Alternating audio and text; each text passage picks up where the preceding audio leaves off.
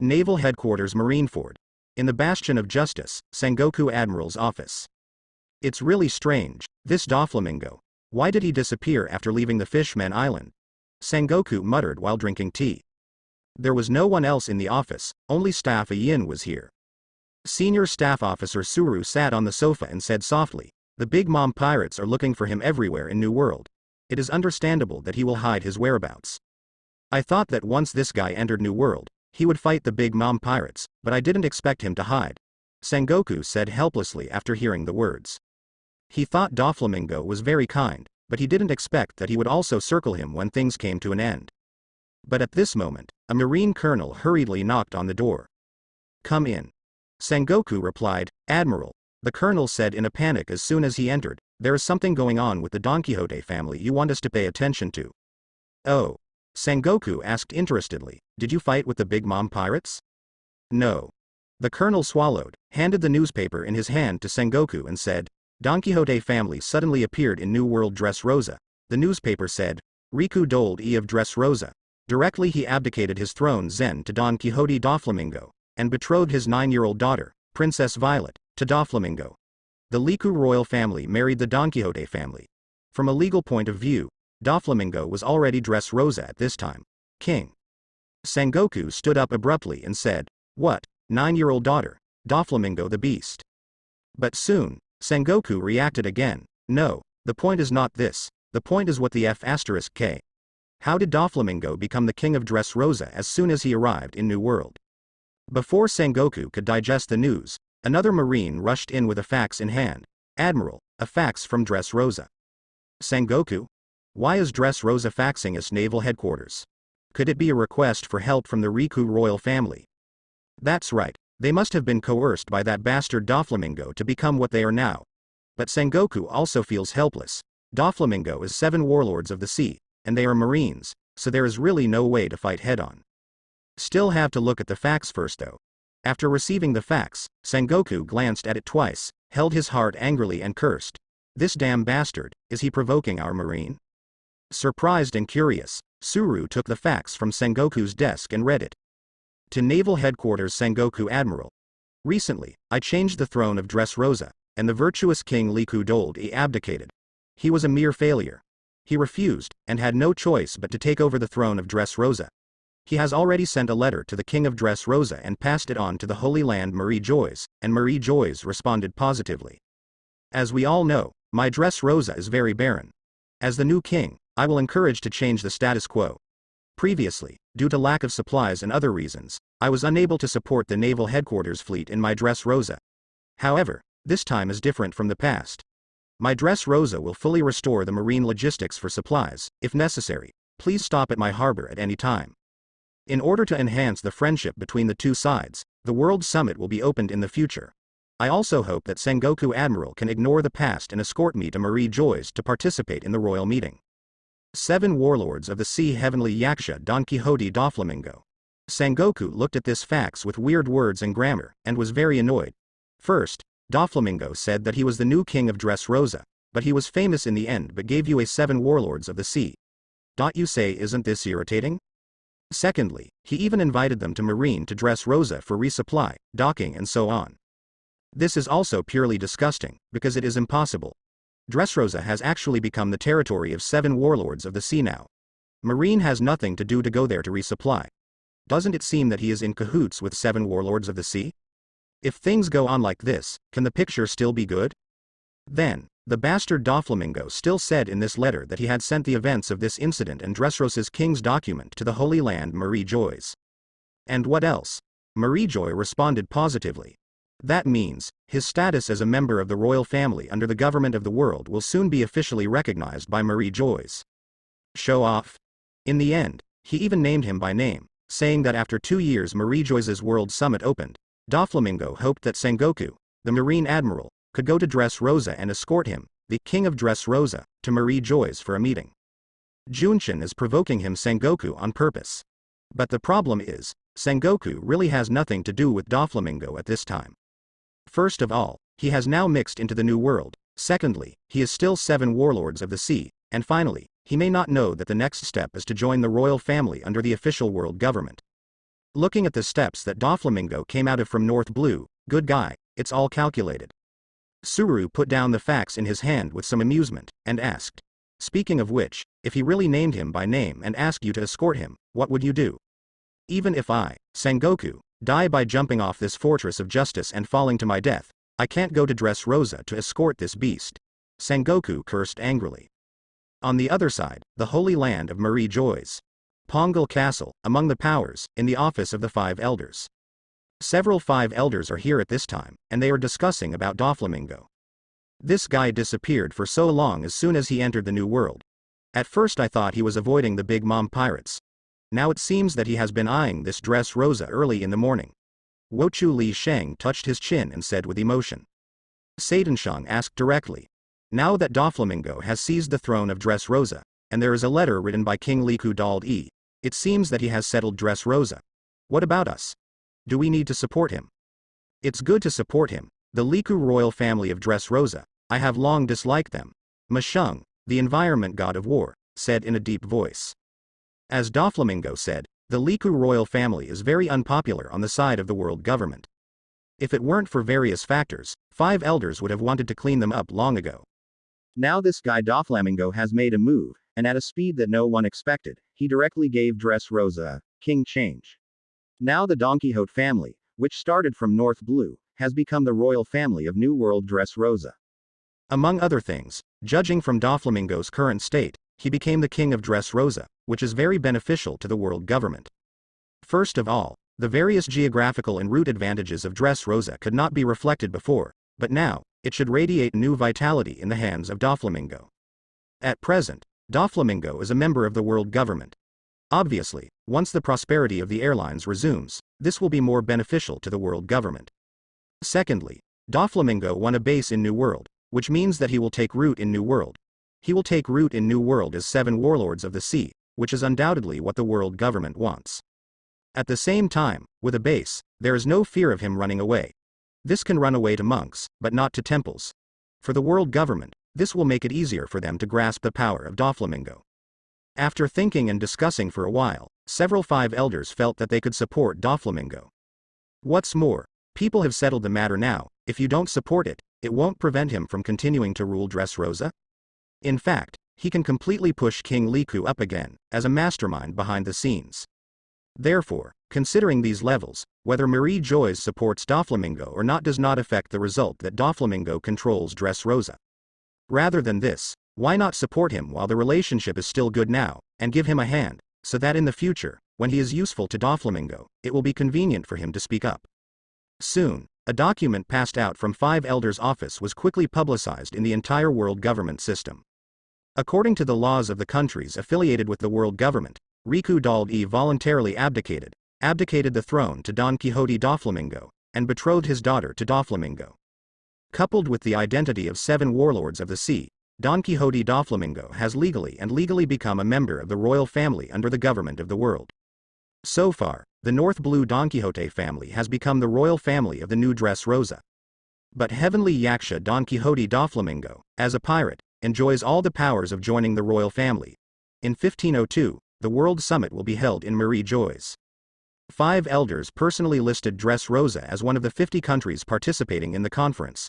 Donquixote Doflamingo will be invited to Marie Joyce to participate in the World Summit to discuss international events. It has to be said that after Marie Joyce's response spread across the sea, Doflamingo's coquettish operation made many people feel stupid. What's the situation? This guy is a pirate. Has he reached this point? Who the hell has ever seen a pirate and was invited to a grandiose meeting at Marie Joyce? Especially seeing that Doflamingo also responded to Marie Joyce's announcement, saying that he hoped that Sengoku Admiral from Naval Headquarters could escort him, so that he could laugh with Sengoku Admiral or something. It made many people feel that this guy is really bad enough. At this time, the government of the world really wants to arrange for Sengoku to go, so Sengoku is humiliated. However, everyone also felt that this should be impossible. The world's government would not put the highest combat power of its subordinates on the ground for the sake of a Doflamingo. In Dressrosa's King's Highland, Doflamingo is already sitting in the Government Affairs Hall at this time. He is quickly distributing a large amount of backlog of government affairs. What are these things? The disputes in a store are all sent to me. Doflamingo slapped the table violently and cursed angrily. At this time, in front of his desk in the government affairs hall, Dressrosa's officials and nobles, big and small, had already knelt on the ground. One by one, they didn't dare to lift their heads, trembling and sweating all over their bodies. Early this morning, the finance minister's family of 15 had already been hung on the city wall of King's Heights. The reason is that Doflamingo thinks this guy is on empty pay, and the whole country has no finances at all. What kind of finance minister do you want? In addition, the Minister of Justice has also had his head chopped off by Doflamingo in front of everyone. Said that he will kill his whole family later.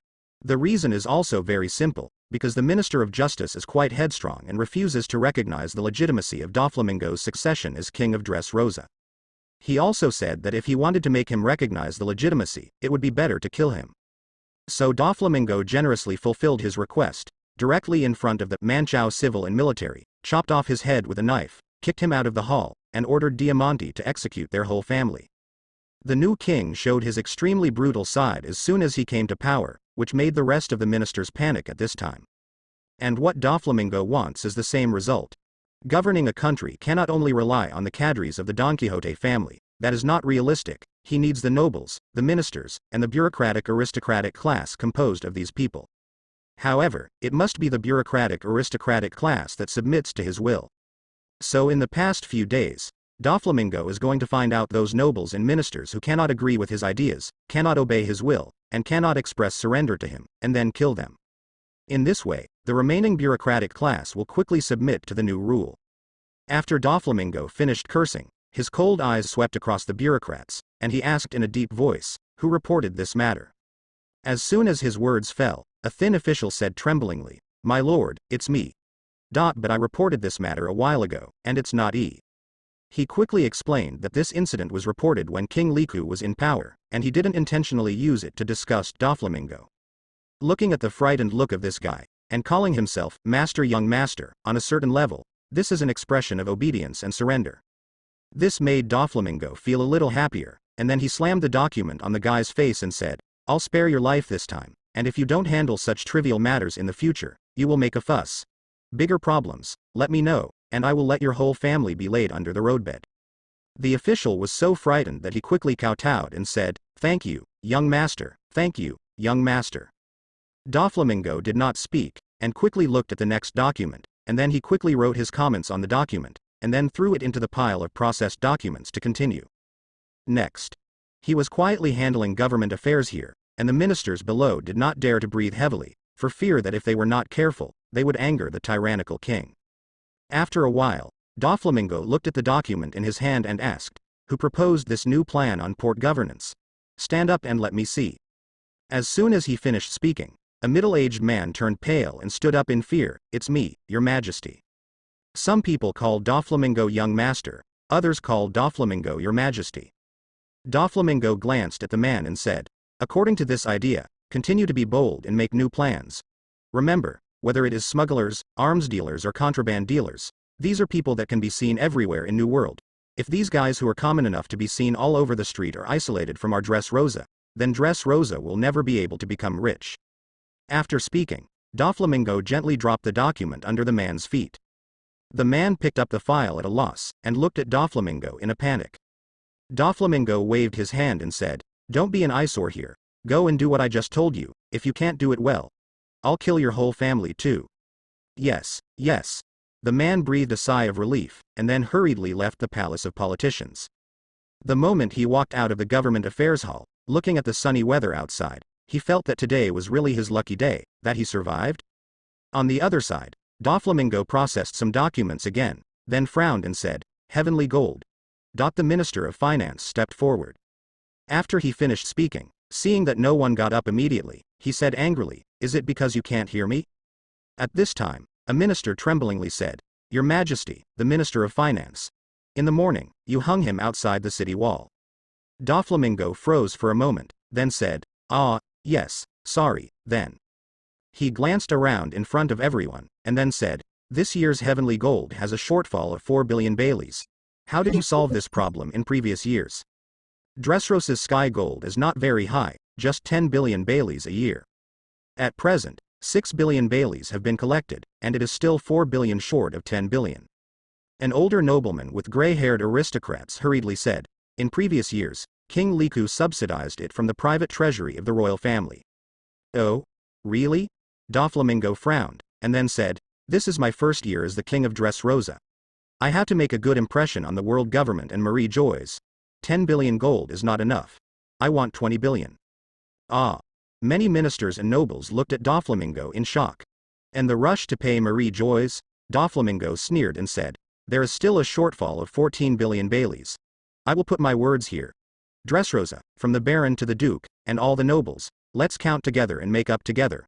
Within 2 months, if it is less than the 14 billion baileys, it means that the aristocratic class cannot solve our royal family's worries and problems. For me, it is waste. I hate waste, so there is no need for waste, understand? All the nobles were dumbfounded. No, you want to give more money to Marie Joyce, why should we blame us? Your Majesty, Dressrosa is barren, and the landlord's house has no surplus food. An old noble stood up tremblingly, wanting to explain. Doflamingo picked up the tea on the table and took a sip. Senor, drag him out, execute the whole family, and confiscate all property. Old aristocrat. Before the old noble could recover from the shock, Senor had already walked out of the shadows with a smirk, grabbed the old man's mouth, and dragged him out without him chattering. Everyone looked at Doflamingo sitting on the throne and at the desk with fearful eyes. Doflamingo sneered and said, is it because the experience of deceiving Liku Dald-e over the years makes you feel that no matter who is sitting in this position, you can join hands to fool him? Dressrosa is poor. I also believe that ordinary people don't have any money left, but if you nobles, from top to bottom, cry poor to me here, I'll really be angry. After finishing speaking, Doflamingo pointed to the only Duke of Dressrosa and said, you, stand up and tell me, within 2 months, can you make up 14 billion pele? The Duke swallowed his saliva, feeling terrified in his heart, but seeing Doflamingo's cold gaze, he hurriedly said, yes, yes, yes, please rest assured, your Majesty. Very good, after 2 months, if you can't make up the 14 billion baileys, I'll hang you at the port and use a blunt knife to scrape off all the fat on your body. Doflamingo sneered Road. Doflamingo knows a truth, no matter what the country's policies are, no matter how the country's economic development is, but those who sit in the aristocratic class, they will definitely not follow the policy, they will do whatever makes money, even if the people are eating dirt, they are sure they can drink H. West blue wine at home. I don't know if Riku Dald-e doesn't understand this truth, or does he mean that he has nothing to do with these nobles? Doflamingo is unwilling to delve into the reason. Anyway, he knows very well that these nobles don't need to change anything. In other words, as long as Doflamingo makes demands and they can meet them, then there is a need for existence. If one day, they can't meet Doflamingo's request, it proves that they can't keep up with Doflamingo's footsteps, and they will drag down Dressrosa, dragging Donquixote family's waste. And waste, of course, is not necessary to exist. Not long after, Doflamingo executed some bureaucrats and aristocrats because of some documents and government affairs. In the end, the tossing was almost over, and all these people were let out. After lighting a cigarette, Doflamingo exhaled slowly, then took out a phone bug and dialed it. After a while, the phone was picked up, and a very respectful voice came from there. Master Doflamingo? Spandine. What happened to what I asked you to do? Doflamingo asked calmly. As the 7 warlords of the sea, they will naturally have the right to use the resources of the world government. So on the first day Doflamingo arrived in Dressrosa, he had ordered Spandine to help him keep an eye on the Big Mom pirates. Master, I wanted to contact you just now. The news has arrived. The Big Mom pirates seem to be gathering their fleet. It is very likely that Charlotte Linlin will go to Dressrosa in person. Spandine responded immediately. From Cake Island? Doflamingo asked again. Yes, from Cake Island. Spandine quickly responded. I see. Doflamingo replied, and then hung up the phone. At this time, a chart of the New World was laid out on the table, and Doflamingo looked back and forth between Cake Island and Dressrosa, looking for a suitable battlefield. It is clear that Doflamingo does not intend for the war to spill over to Dressrosa. Walking in the castle of King's Heights, Doflamingo's expression was very disgusting. A castle is a castle, but it sucks, and it sucks. Look, the roof of this place is still leaking. Doflamingo pointed to the wall of the corridor not far away. The whole building is more than 1,000 years old, and it hasn't collapsed. It can be said that your ancestors repaired it well. Beckman said jokingly. This ghostly place is too gloomy, dilapidated, and that Guy Mahawk's castle is better than ours. Doflamingo complained, and then said, I'm going to tear down this castle and build a new palace. Based on your request, it must cost a lot of money, Beckman said after thinking about it. Well, the wealth of the Golden Land must be gradually circulated, Doflamingo said seriously. After a short pause, he walked out of the dark and leaky corridor, came to the garden outside, and looked down at the high ground, the people's residence in Dressrosa. Looking down from this high ground, although Dressrosa's land area is small, the 220,000 people still seem very sparse. As a child, Doflamingo read some books of the Donquixote family in Marie Joyce, which also depicted the stories of the ancestors.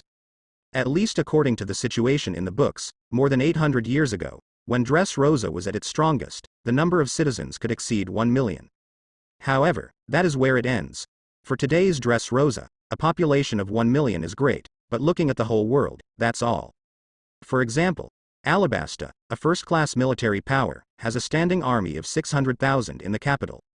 In addition to the insufficient population, the buildings in Dressrosa are generally old and dilapidated, only those in the aristocratic circle are relatively new and luxurious. Doflamingo is sure to make new plans for all of these. He wants to make Dressrosa a first-class powerhouse. I'm building a palace, so of course it costs money. The people of Dressrosa don't have any good jobs, so come and work as laborers for me to build the palace. We pay wages on time, and they will have money in their hands. If they have money, they can promote consumption. With consumption, all walks of life in Dressrosa can be revitalized, Doflamingo said. This is a very common model, called cash for work. And at this stage, Dressrosa's materials are not abundant, and the Donquixote family has already started to form a material transportation team from North Blue across the Combelt. In other words, the wages that Doflamingo distributes to the people will eventually return to Doflamingo as long as they spend them. This is a closed loop, but everyone who participates in the link benefits. After chatting about the government affairs of these countries for a while, Beckman asked, Speaking of which, Big Mom and the others are coming too, when shall we leave? Let's go tomorrow. I have already chosen the battlefield, Doflamingo said immediately. The initiative of this war is actually in the hands of Doflamingo, because Charlotte Linland's target is not some other messy things, it is him Doflamingo. So as long as Doflamingo appears anywhere, that place will become a battlefield. In this way, Doflamingo can arrange many things. Have you gained any information about the Big Mom pirates? Beckman asked again. Doflamingo thought for a while, and then said, The current operating mode of the Big Mom pirates is family dependent, and the core members are all descendants of Charlotte Linland's blood, but at present her blood descendants are not very strong, so the pirate power attached to her is also very important to her. The whole Big Mom pirate group, there are not many people who can fight, and the backbone is still Charlotte Linland herself. Soon, Doflamingo introduced to Beckman the combat power of the Big Mom pirates that is more noteworthy today. Needless to say, Katakuri is currently imprisoned in Dressrosa's prison. He should be able to say that, except for Charlotte Linland, the entire Big Mom pirate group is the most capable. And it just so happened that, from this, it can be seen that the current Big Mom pirates are not very strong, otherwise they wouldn't be still playing around with silver medals. Apart from Katakuri, the most capable fighter is a guy who is only in his 20s and one of the current generals of the Big Mom pirates, named Cracker. From the arrest warrant, Cracker is clearly in his 20s, very young, but he looks like a middle-aged uncle. Doflamingo was well aware that this was his ability to disguise. After Cracker, it should be Perispello, the eldest son of Charlotte Linland, followed by Owen, Daifuku and so on. Although these people can be said to be guys who have been famous in New World for a long time, in my opinion, they are all good for nothings in New World relying on Charlotte Linland's prestige. They can be used as sharpening stones and left to Diamante, Urouge, and Virgo will handle it, Doflamingo said calmly. Doflamingo didn't think any of the generals, ministers, and outstanding heirs of the Big Mom pirates were strong. He hopes that these people can become the nourishment of the Donquixote family, so that his subordinates can grow well through actual combat with them. The only thing I value is Charlotte Linland. That guy is a natural monster. As early as the Rocks era, she was already a strong man galloping all over the world. She has extremely unique talents and physique. First of all, she is extremely arrogant. The great strength, followed by the perfect defense, is called Born Destroyer, Doflamingo said in a deep voice. And it's said that her abilities are terrifying, Beckman asked. Yes, it's extremely terrifying. It's Paramecia's ability. It's called the Soul Fruit. Let me just say that. But anyone who is afraid of Charlotte Linlin will never be able to defeat her, because as long as you have a little bit of fear, she can take your soul. Doflamingo said immediately. So powerful? Beckman asked in surprise. Paramisha's ability, as long as it involves rules, is very powerful, Doflamingo said. Charlotte Linlin is fine, because at the level where she can become an opponent, they are basically top bosses, and no one will really be afraid of anyone. And Paramisha, the sweet fruit of Pirate Queen Hancock, is even more terrifying. As long as you have the slightest thought that you shouldn't have about Hancock, when you face Hancock, you will end up defeated. Even Blackbeard Marshal D. Teach, who later became the Four Emperors, did not dare to be careless. When fighting Hancock, he managed to control Hancock first by surprise. If he didn't control it, he was given a second by Hancock. Doflamingo didn't say that much to Beckman, and introduced some of Charlotte Linlin's abilities, and then said, that guy has been traveling all over the world for decades, and now he is at his peak. Even if it is Marine Admiral, or Whitebeard, it is impossible to dare to be honest. She is sure to beat her. There is no doubt that she is now one of the top powerhouses in this sea. Charlotte Linlin should be 46 years old this year, and she is in the middle age, but for the real strong, this stage is the peak period of physical fitness, with the most abundant energy, and at the same time, the experience of fighting is accumulated. It is rich enough, and the combat skills should have been polished to a perfect state. Normally, in this age group, it can last for about 10 years, which is the peak period, and after this peak period, physical fitness, responsiveness, energy, etc., will decline in all aspects. All in all, according to Doflamingo, Charlotte Linlin should be at the strongest stage of her life at this time. So you don't have the confidence to beat her? Beckman raised an eyebrow. To tell you the truth, if I fight alone, the most I can say is that I am undefeated. It is still the same sentence. At this stage, it is difficult to find someone who dares to say that Charlotte Linlin is sure to win against Charlotte Linlin. Doflamingo laughed, and then said, so Beckman, my plan is, united people. Two of us hit her one. Beckman hesitated and said, is it appropriate for two big men to bully a middle-aged ant? Doflamingo ignored Beckman's boring topic, and continued. Let Virgo and the others deal with the miscellaneous fish on the battlefield. The two of us must go all out to deal with Charlotte Linlin. Beckman didn't say any more nonsense, but asked in a deep voice, what is our strategic purpose? The strategic purpose is to make Charlotte Linlin feel the pain. Doflamingo grinned evilly. Doflamingo never expected to eliminate Charlotte Linlin through such a war. That's not realistic. So his strategic goal is also very clear, not to defeat Charlotte Linlin, but to make Charlotte Linlin feel pain. I want to hurt the big mom pirates.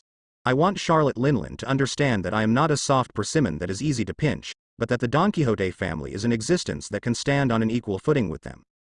If you want to start an all-out war with us, you must be mentally prepared for the complete destruction of the entire Bigman pirate group.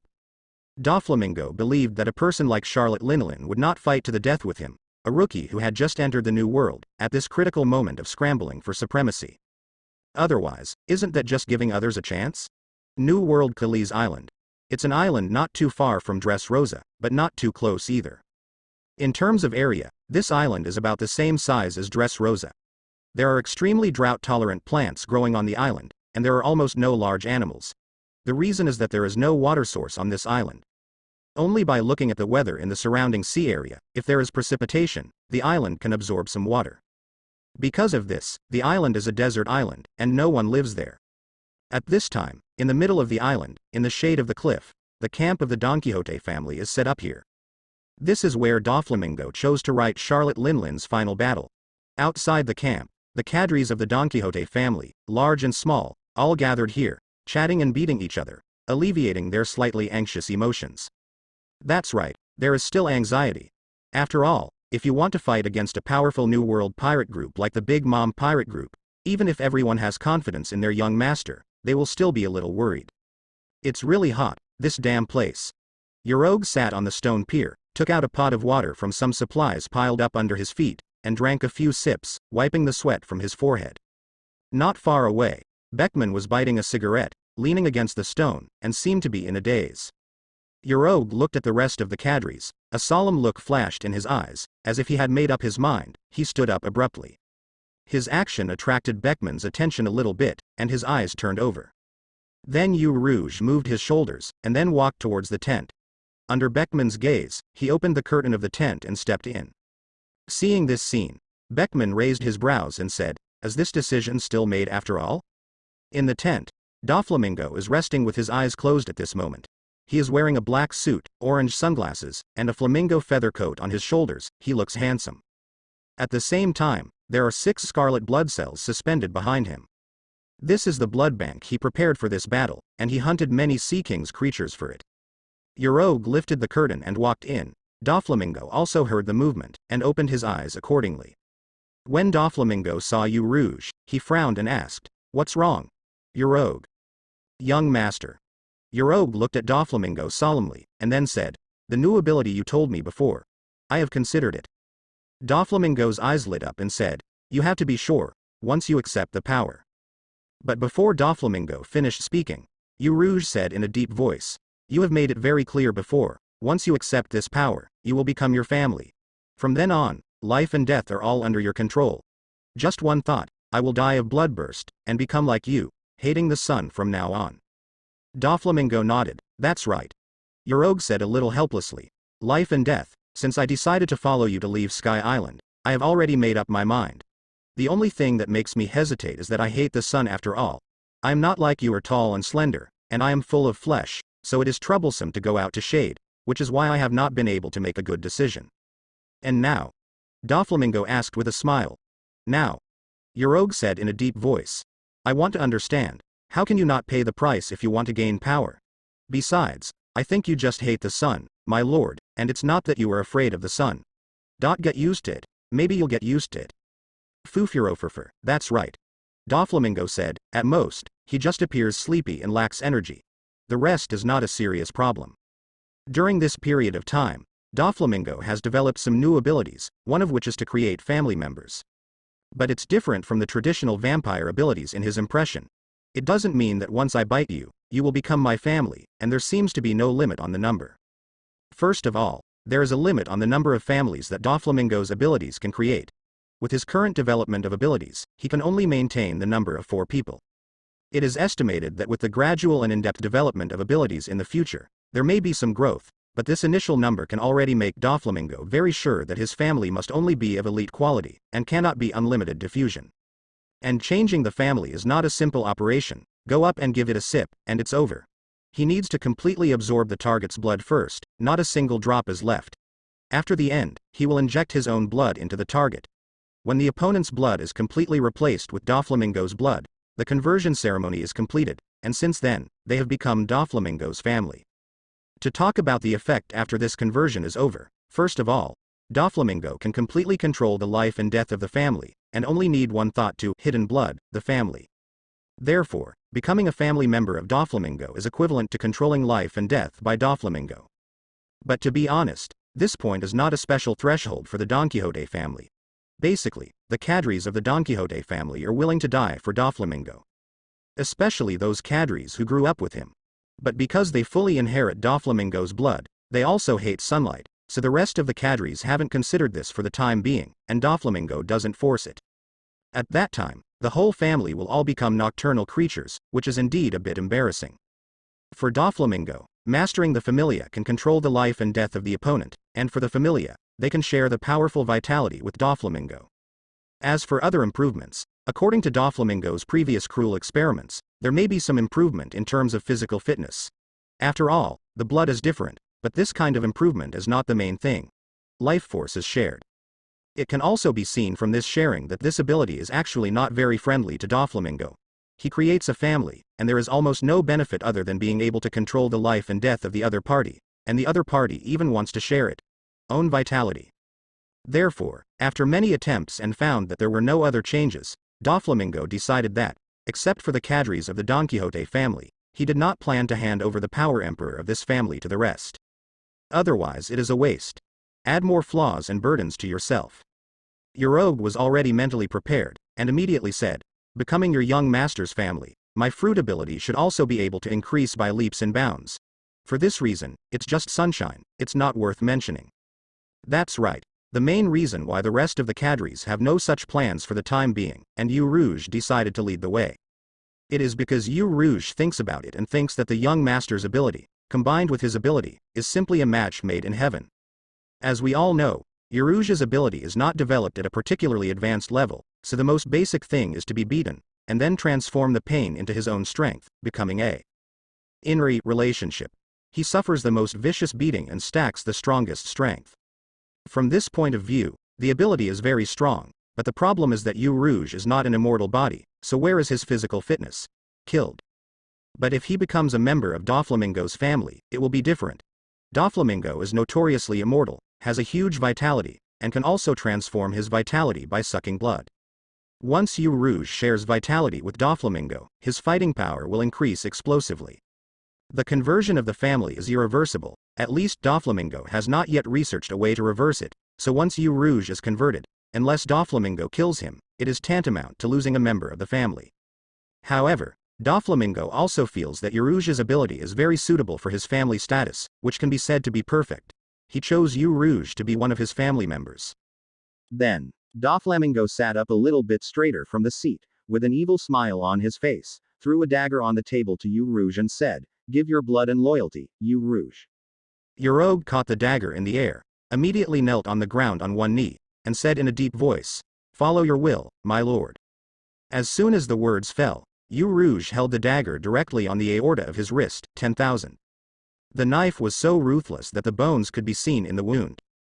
Because of this, a large amount of blood spewed out from Urouge's arterial wound, but soon under the influence of Doflamingo's ability, the blood did not splatter indiscriminately, but flowed quickly after leaving Urouge's body, and gradually coagulated, shrink into a blood cell. Accompanied by Doflamingo's ability extraction, the blood in Urouge's body was drained at an extremely fast speed, and the strong Urouge also felt that he was rapidly falling into weakness. His face gradually turned pale, and weak sweat flowed from the corner of his forehead. The beating of the heart was very rapid at first, as if it wanted to replenish the lost blood quickly, but soon, it reached the limit, and then it began to decay continuously, and the beating became slower and slower. Feel death, Urouge. Something few can experience. And meanwhile, get ready for new birth, said Doflamingo softly. As his words fell, Urouge, who had been drained of all his blood, finally closed his eyes and let out a breath. Now, Urouge has entered a state of suspended animation, but if he is left alone, he will be brain dead for at most 2 or 3 minutes, and there is really no way to save him by then. Therefore, Doflamingo didn't delay anything, and swallowed Urouge's sacrificed blood in one gulp. After feeling the amount of blood, he stretched out his palm. There was no need for any wounds, a large amount of blood mist gathered from his palm, and then, the blood mist merged into a blood flow, like silk, circulating in the air several times, and quickly penetrated the wound on Urouge's wrist. Urouge's body. Visible to the naked eye, Urouge's pale skin began to gradually turn red, and his heartbeat that had stopped began to work again. 2 minutes later, Urouge, who was motionless, suddenly stood up from the ground. The moment he opened his eyes, he could see that his dark pupils had turned into the same scarlet color as Doflamingo. Surging vitality erupted in his body, and when he looked down, the deep wound just now had healed quickly at a speed visible to the naked eye. At this moment, Urouge has become the blood relative of Doflamingo. Soon, Urouge opened the curtain of the tent and walked out. The hot sun shone on his body, which made Urouge feel uncomfortable. If there was any discomfort with the sun before, it was at most that he felt very hot and dry. Now, it made him feel that his energy was a little bit low, and he wanted to find a place to sleep. As soon as Urouge came out, all the cadres in the original camp quickly surrounded him. Look at his eyes, they turned red. It's exactly the same color as the pupils of the young master when he activated his ability, Gladius said excitedly. Then, he wanted to rush into the tent. But the senor on the side grabbed Gladius and said, "Don't go. The young master said that if you go to become a family member now, you may never grow up again. You want to bear this little fart while I live my whole life as a child? Damn it. I want to become the young master's family, and I also want to integrate myself with the young master." Gladius struggled and shouted unwillingly. That's right. Gladius clamored to become Doflamingo's family as early as when he knew that Doflamingo could change families. However, it was obvious that Doflamingo directly refused. Among other things, once he became a member of Doflamingo's family, the blood in his whole body would have to be replaced. Although he hadn't tested whether it would affect his body's development, Doflamingo didn't want to gamble. Moreover, there is no need for Gladius, he has to become his Doflamingo's family. Isn't this a waste of a quota? Diamante folded his arms in front of him and asked curiously, "How do you feel, Urouge?" Urouge grinned at the corner of his mouth, showing an exaggerated smile and said, "It feels great. I feel that I have never been in such a good state. Some dark wounds and old diseases in my body have all disappeared. My state seems to be at its peak all the time. Same. Come on. Put this on," Beckman said, handing the prepared hooded windbreaker to Urouge. As early as when Urouge decided to enter the camp, Beckman knew what this guy was going to do, so he prepared this windbreaker. Seeing this, Urouge took it over happily and said, "I just wanted to go and find this kind of clothes. It can cover the sun and make me feel much more comfortable." The tall giant Helding looked at this scene, and said in thought, "When I was training in Elbaf, I was injured a lot. It's cloudy and rainy, and I feel a dull pain somewhere on my body from time to time. I'm old and hurt. If becoming the young master's family can solve these problems, I'll try it too." But as soon as he finished speaking, Virgo said, "The young master's change of blood for your physique is enough to toss us all. If it is not necessary, don't bother the young master. It's not easy to hide from the sun with your size," Sezong Oro also said to Yi Chuo. "I'm small, let me go." Gladius struggled in Senor's hand. It was clear, though, that Gladius was being ignored. Everyone was chatting and laughing, talking about the fact that Guanwang Urouge became a family member. Outside the camp, a figure ran quickly. It was Arlong. "The Big Mom pirates are coming," Arlong yelled wetly.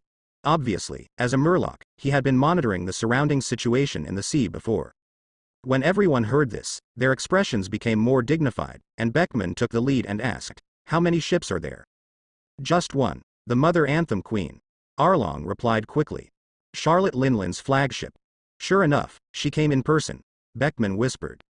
At this moment, Doflamingo's camp tent was opened again, and then his tall and handsome figure came out from inside and said, "Furfur furfur furfur furfur furfur furfur furfur is finally here. Get ready to fight. Today is my Donquixote family, the battle for a foothold in the New World." Mother Anthem Queen, Charlotte Linlin's flagship, is also the ship she has endowed with soul powers. With self-awareness, it can sail by itself in the sea without any power, but adding sails, outer wheels, etc. can speed up the speed of the ship, so there should be something. Both. The most bizarre thing is that this ship will sing all the time, and the songs it sings are not very pleasant. So when sailing in New World, experienced captains and others know that once you hear strange singing at sea, it is not because of mermaids, but because of Big Mom pirates. If you can run, run quickly. If you can't run, you can't wait to die. At the same time, on the deck of the Anthem Queen Mother, a tall middle-aged woman wearing a pink captain's coat was looking at the island that appeared on the sea level in the distance. She asked in a low voice, "Is that right there? Doflamingo, that bastard?" "Yes, Mom, the information will not be wrong. 3 days ago, the Donquixote family landed on that island, and they chose it as the place for their decisive battle with us," Perispello said quickly. "The place of the decisive battle?" Charlotte Linlin snorted coldly. "It's nothing more than choosing a cemetery for myself." At this time, Charlotte Linlin was not as bloated and fat as she was later. Although her face has the feeling of a middle-aged aunt, she can still vaguely see her demeanor from between the browbones. When she was young, she was indeed a great beauty. It's just because she loves to eat sweets, and she has been giving birth all the time. Yes, Charlotte Linlin's amazing thing is that she is obviously either giving birth or pregnant, but she can still be in this state. New World's premier pirate. You can see how terrifying it is. This time, in order to trouble Doflamingo, she even postponed her pregnancy preparation plan, planning to kill Doflamingo before continuing. All in all, due to these reasons, Charlotte Linlin's figure and appearance have declined very quickly. She was obviously a rare beauty in the sea back then, but now she is only in her 40s, and her appearance has already collapsed by half. Soon, this huge battleship stopped at the beach of the deserted island, and Charlotte Linlin was standing on the bow. With her powerful observation hockey, she had indeed noticed that Doflamingo and other Donquixote family cadres, on the island, and walking towards this side. After a while, Doflamingo's figure appeared in Charlotte Linlin's sight. A smirk appeared on Charlotte Linlin's face, and her aura burst out suddenly, and she roared, "Smelly brat, hand over Katakori to my mother, and hand over your soul as well, and swear allegiance, Madam Yu, then maybe I will spare your life." The distance between the two sides is actually quite far away. After all, Doflamingo just showed up, so there must be a distance of at least a few hundred meters. But Charlotte Linlin's voice is really loud, and it also has a strong deterrent effect. A sub-sound wave spread rapidly from where she was, shattering a lot of rocks on the beach. Strange sound. The natural ability of Charlotte Linlin. It's just that the strange sound at this time is not as scary as Doflamingo's impression, probably because Charlotte Linlin can only fully display her talent for this strange sound when she is extremely angry or sad. Facing the sweeping momentum and sound waves, Doflamingo grinned and took a light step forward. With this step, the blood beads suspended behind Doflamingo shattered, and immediately after, the world changed color. The dense blood mist, like a red glow, quickly diffused in the sky, covering most of the hot sun, and the aura belonging to Doflamingo also burst out. That sound wave was mixed with Charlotte Linlin's aura, and it was quickly suppressed after breaking into the blood fog in the air. Watching this scene, Charlotte Linlin was a little surprised in her heart for a moment. Didn't expect that Doflamingo could really block his power with his aura. From this point of view alone, there are not many people in New World who can do it. It can be said that Doflamingo has reached a level enough to be called an opponent by her, at least in terms of courage. To be honest, this really made Charlotte Linlin feel a little bit emotional. In fact, before she came here, she always felt that Dover was the kind of person with a false name. Why did you have to fight against Marine Admiral like Sengoku in North Blue for 6 days right after your debut?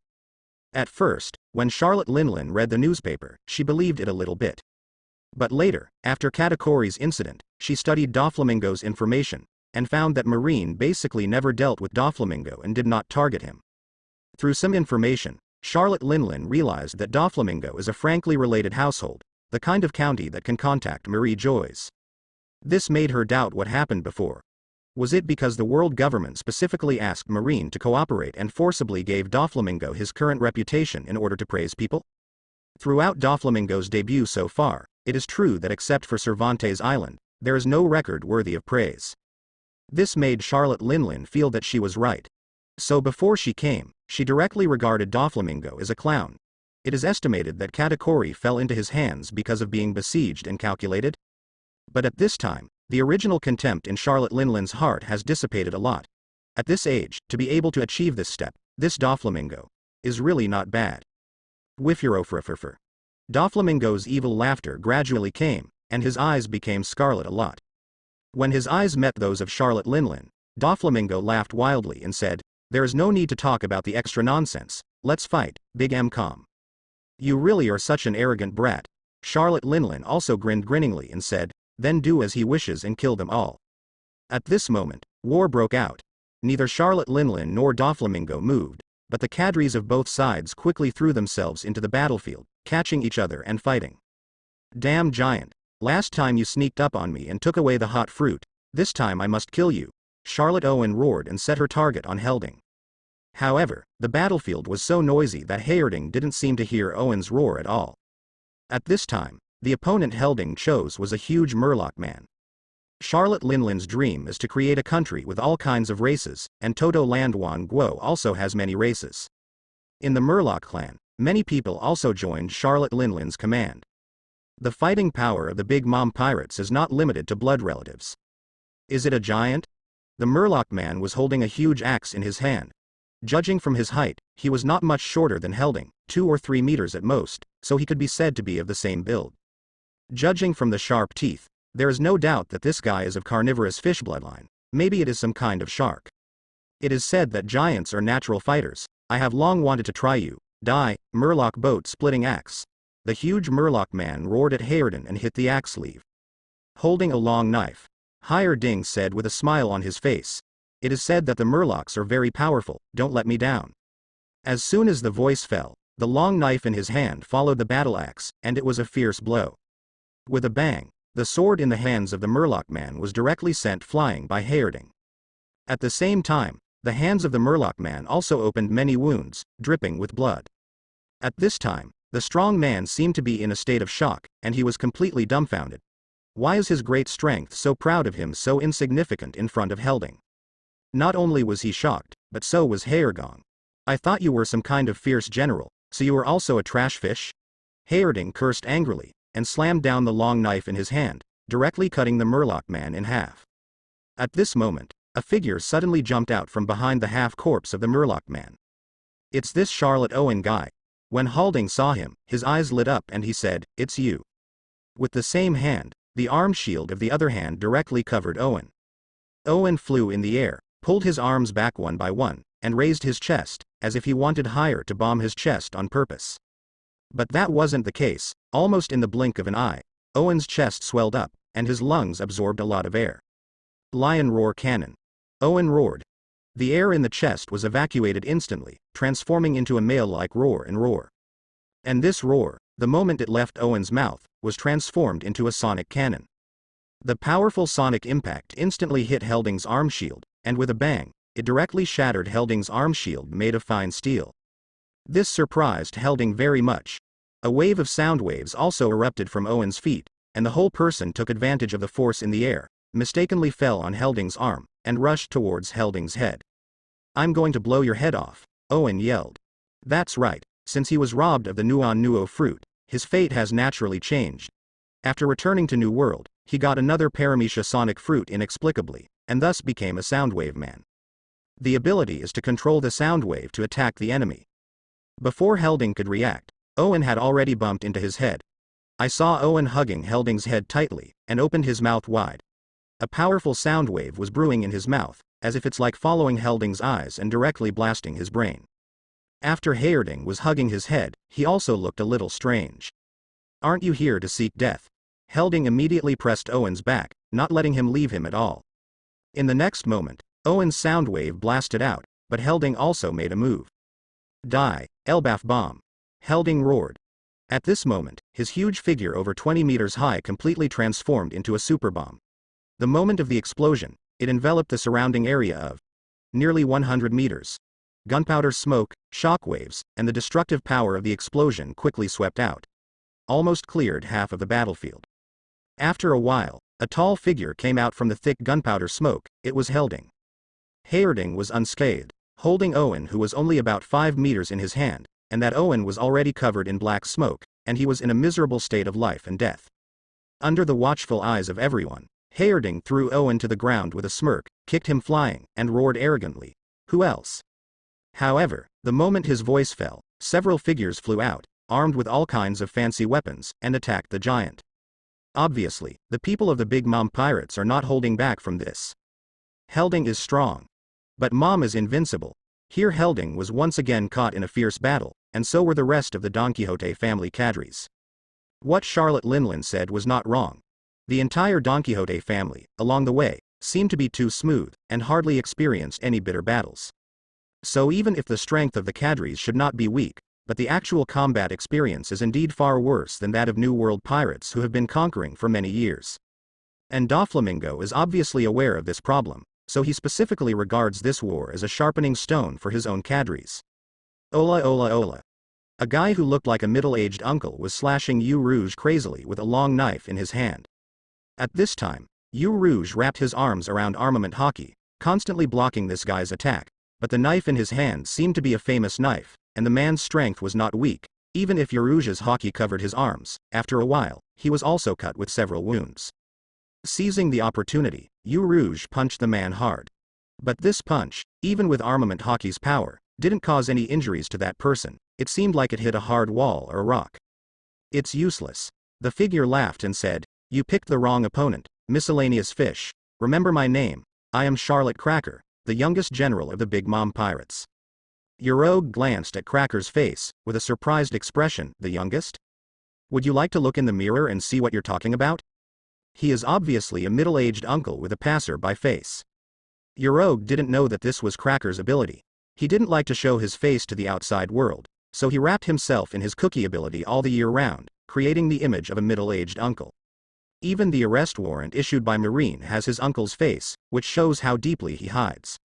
And it seems that because of his continuous use of abilities, he is very powerful in developing his own abilities. He can freely use biscuit creations, and at the same time control the hardness of biscuits.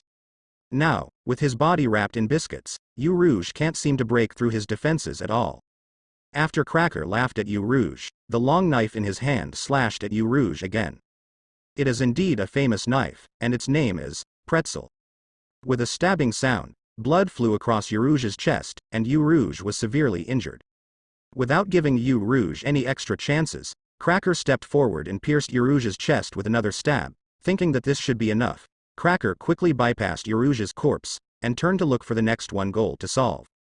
And what he was eyeing happened to be Diamante, who was also a powerful swordsman and was killing all directions. hot wind and scorching flames. The long knife in Diamante's hand fell suddenly, and directly burned the weapons in the hands of the members of the Big Mom pirates in front of him into iron slurry, almost without hindrance, and killed the opponent.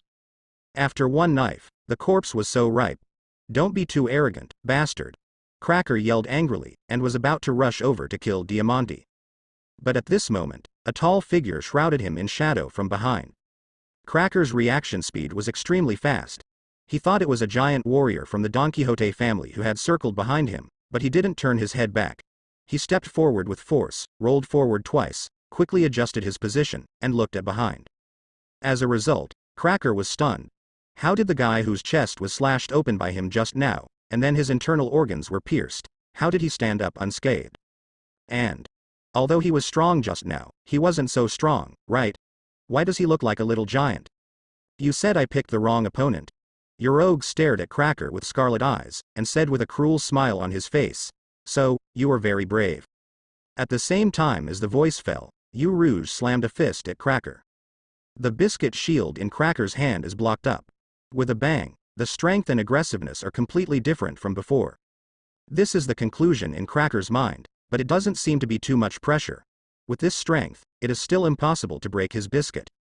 Gee ha ha ha ha ha ha. I thought you were so powerful, but you still can't break through my defense. Then don't struggle anymore, just die. Cracker laughed wildly, and fought fiercely with Urouge again. The two fought quickly, and in just a short moment, Urouge's body was covered with dense wounds, and in some places, his bones and internal organs could even be seen. Go to hell. Roll pretzel. Cracker seized the opportunity and stabbed Urouge's chest again with the famous knife in his hand. In the next moment, Urouge's chest was pierced right away, and at the same time, a powerful force burst out from Cracker's knife, like a shockwave, directly blasting Urouge's chest so that he could see the scenery behind him. Like a head big blood hole coming. HMPH, I'm really brave. Cracker sheathed his knife, pretended to say something, and turned around to leave at any time. But before he could take the second step, he suddenly heard a roar. Karma. The moment Cracker turned his head, what caught his eye? Dot was the iron fist of Shirji, which was already about the same size as others.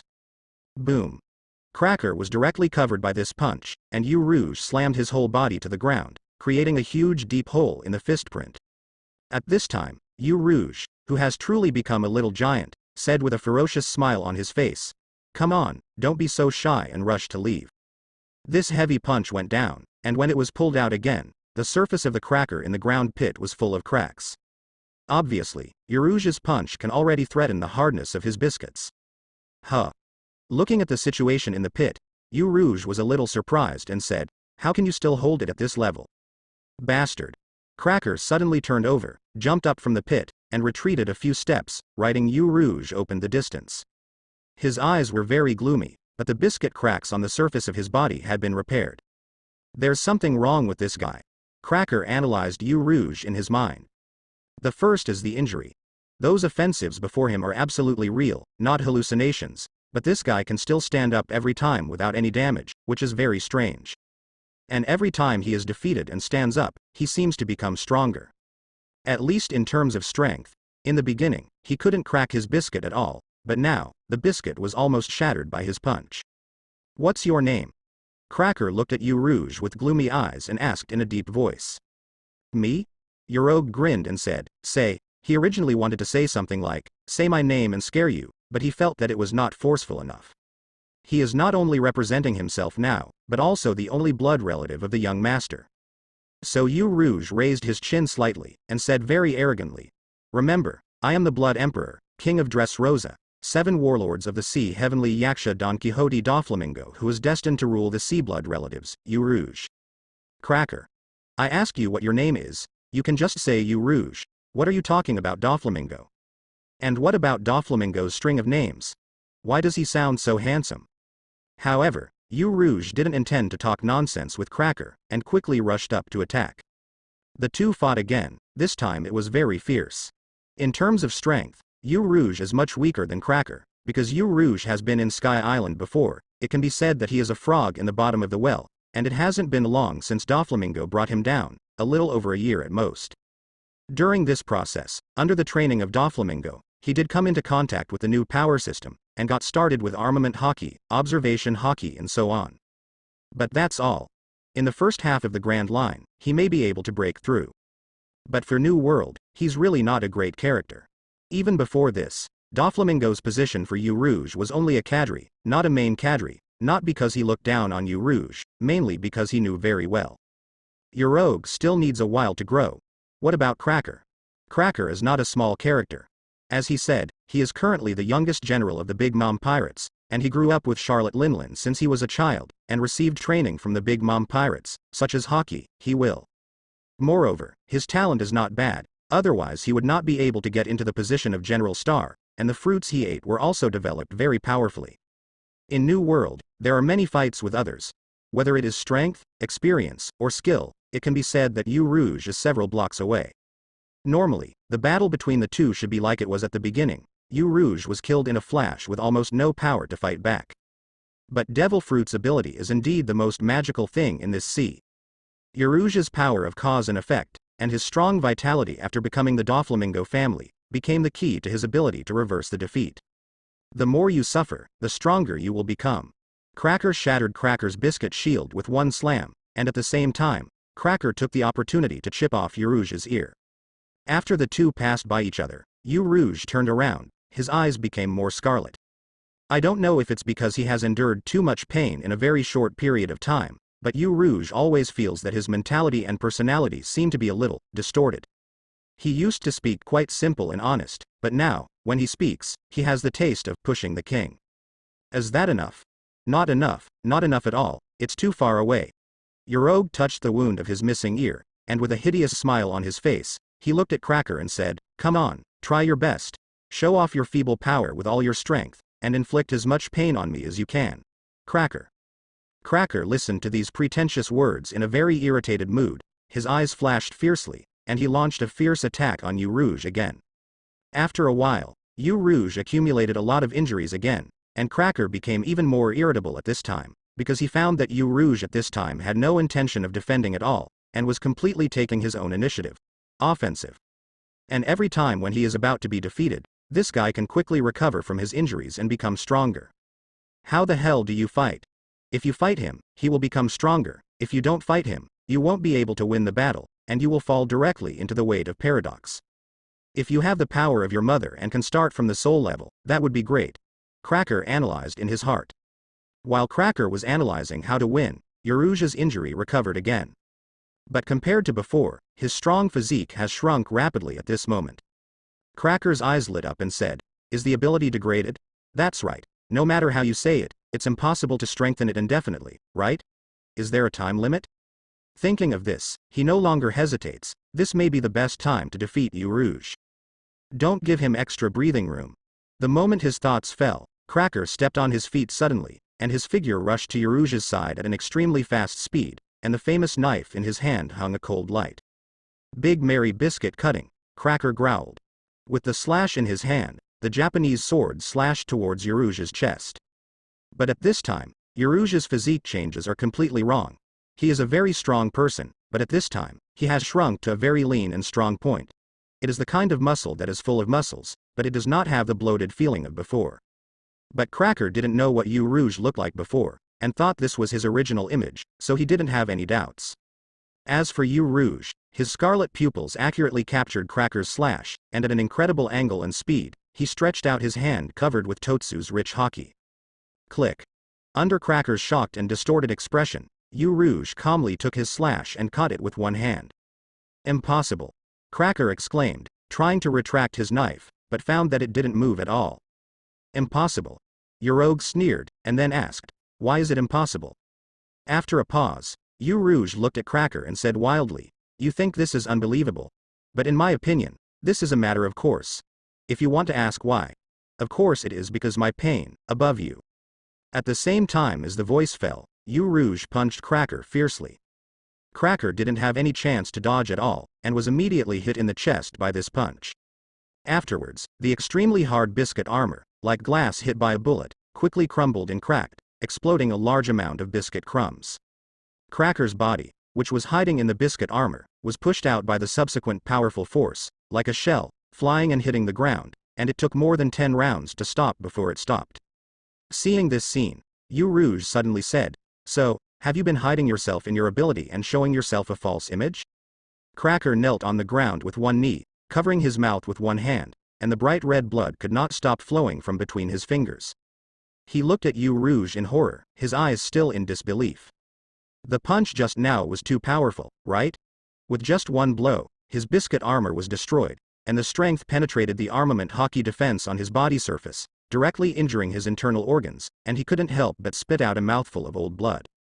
At this time, Urouge also felt the surging power in his body, but unlike Cracker, he could feel his testosterone fading.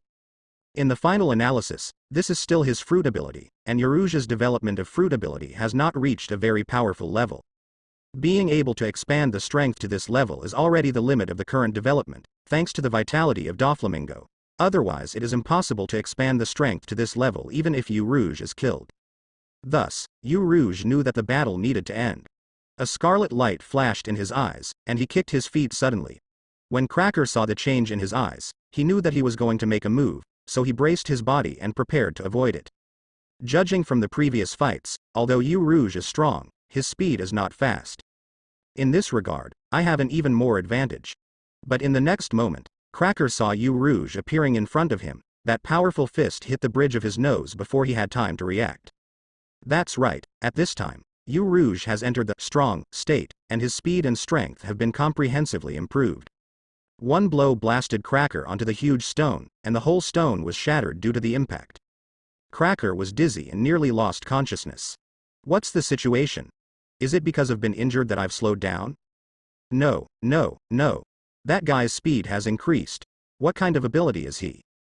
In a daze, Cracker saw Urouge standing in front of him at this moment through the gap between his swollen eyelids. Then, he heard Shirki's roar. With this punch, wash away your sins. Become a Buddha. Urouge roared. Immediately after that blow that carried out the extremely powerful force slammed into Cracker's face. So far, the victory has been divided. On the Anthem Queen Mother, Charlotte Linlin stood on the deck, watching the situation on the battlefield. Her face became very ugly. Of course she knows that the Big Mom pirate group is the pirate group that dominates New World with her as the core. The rest, including her own children, will more or less be sheltered because of her reputation. But at least in the previous wars, she could feel that her cadres were still very talented. But this time, that Doflamingo's subordinates seem to be more elite. But it doesn't matter, Charlotte Linlin soon calmed down her restless mood. The cadre of the Donquixote family is very good. Yes, but as long as you get rid of Doflamingo, everything here will be surrendered under her feet. Doflamingo, and everything Doflamingo owns, will be her spoils too. This is New World. The winner takes everything, the loser eats the dust. In terms of the basic rules of war, it is to exchange sons. Whoever's subordinates can't support it first, then the opponent's general admiral will have to end. Although it has not reached this point yet, this trend has already begun to appear. Naturally, Charlotte Linlin would not let anything go any further and was ready to enter. Of course, with her arrogance, her goal was only Doflamingo. In her opinion, the Big Mom pirate group is centered on herself. But why doesn't the Donquixote family center on Doflamingo?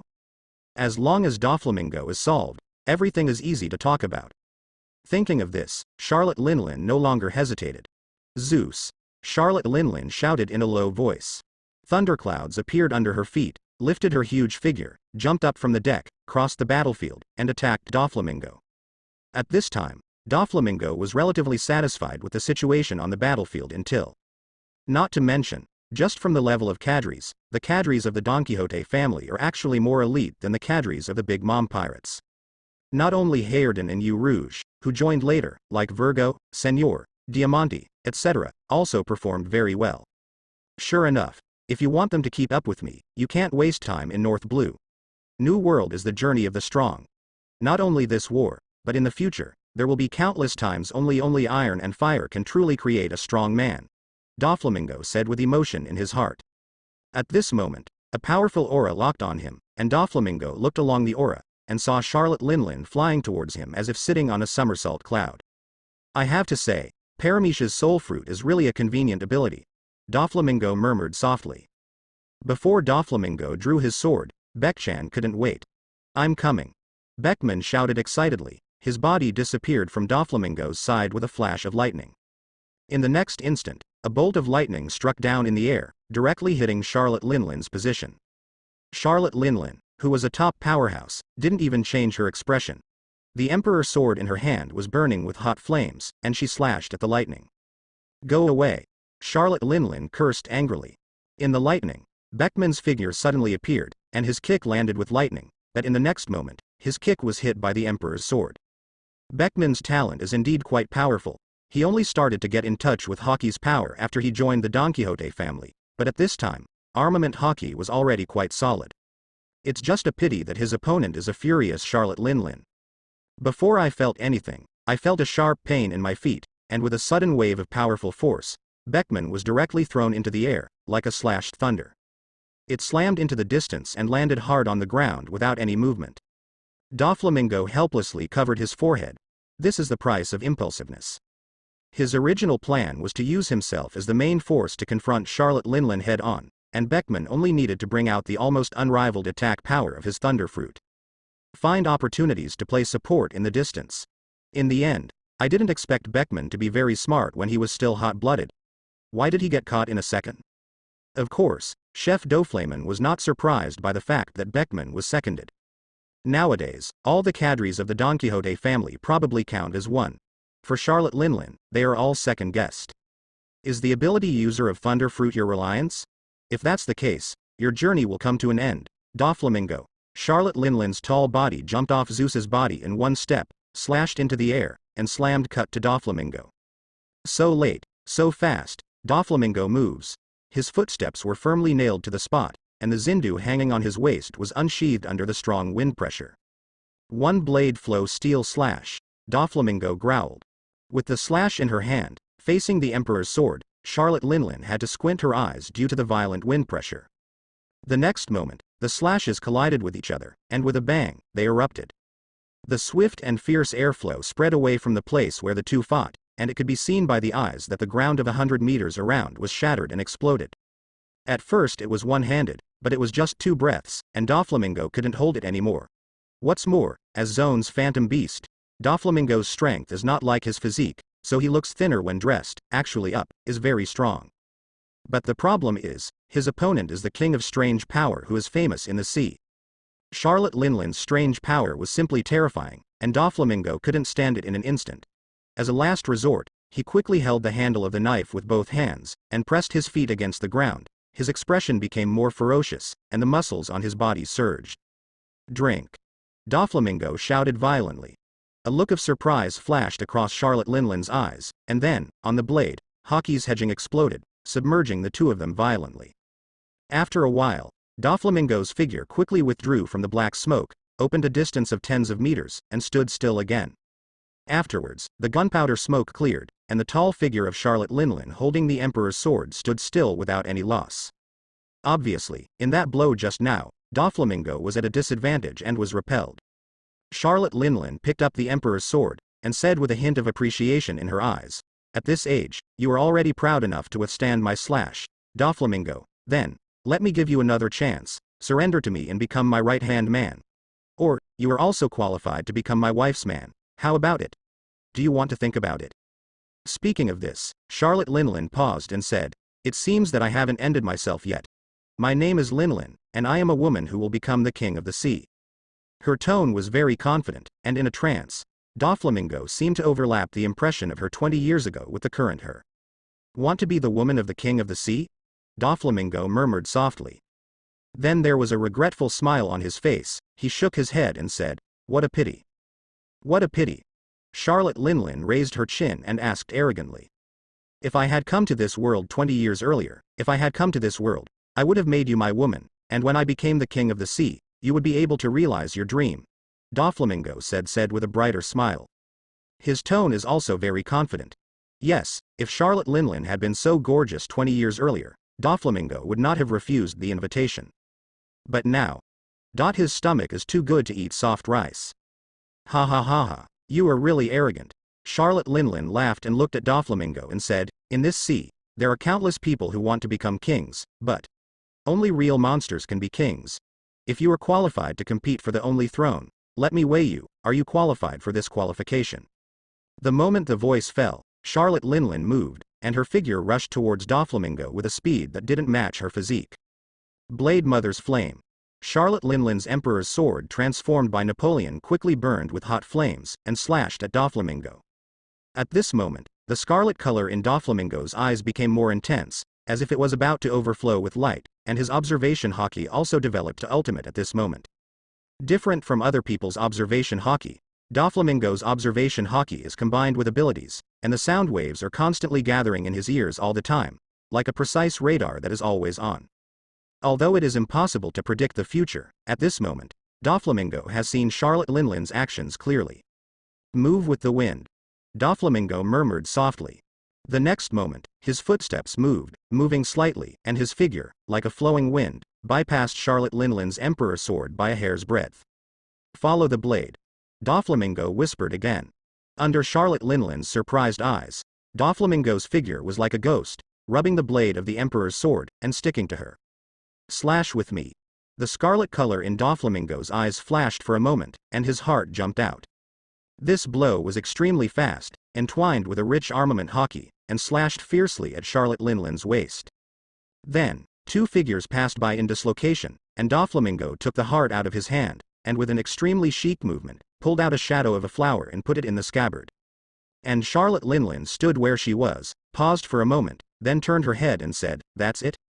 Doflamingo, who was still handsome just now, also turned around and glanced at Charlotte Linlin, then his face twitched slightly.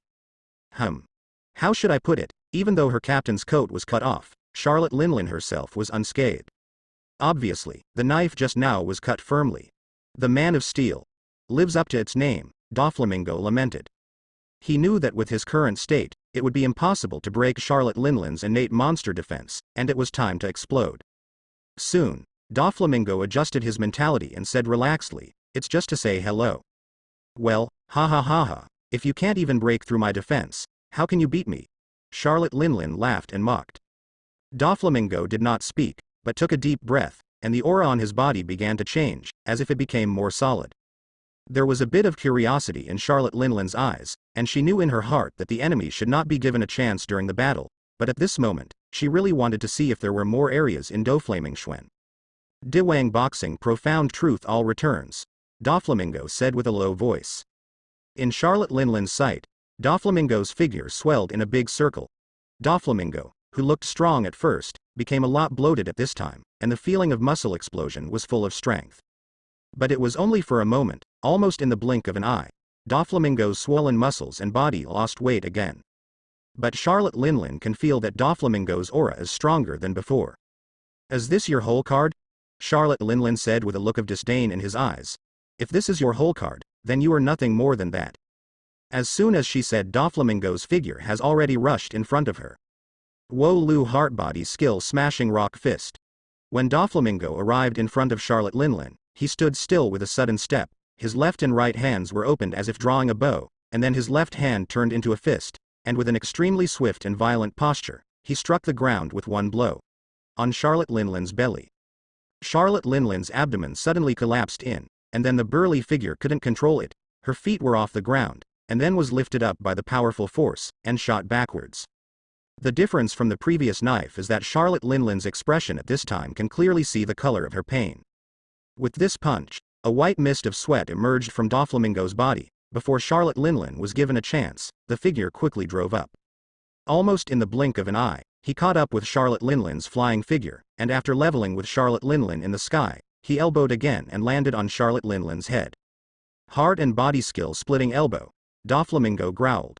But this time, Charlotte Linlin didn't intend to give Doflamingo another chance, and quickly crossed her arms to block her face.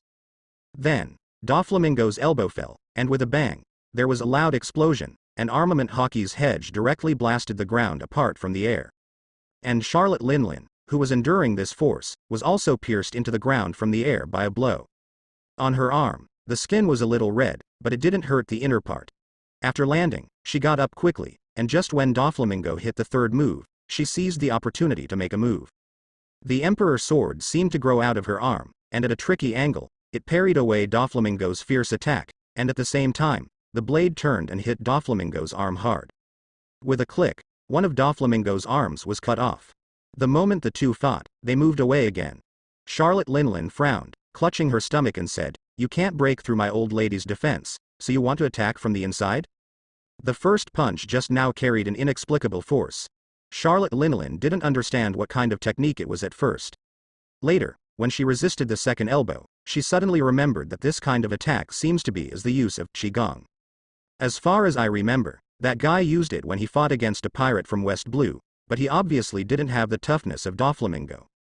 In addition to chi, there is also the flow of armament haki, wanting to penetrate her indestructible skin and directly hurt her internal organs. It has to be said that it played some role, but at almost the same moment, the reaction speed of the top powerhouse made Charlotte Linlin also wrap the extremely powerful armament haki on her abdomen. But even so, it was still able to make her feel the pain of being impacted by strength in her inner organs. On Doflamingo's side, the arm was cut off from the bend of the arm, and the dripping blood instantly turned into silk, gushing out, and quickly adhered to the wound on the arm that fell on the ground.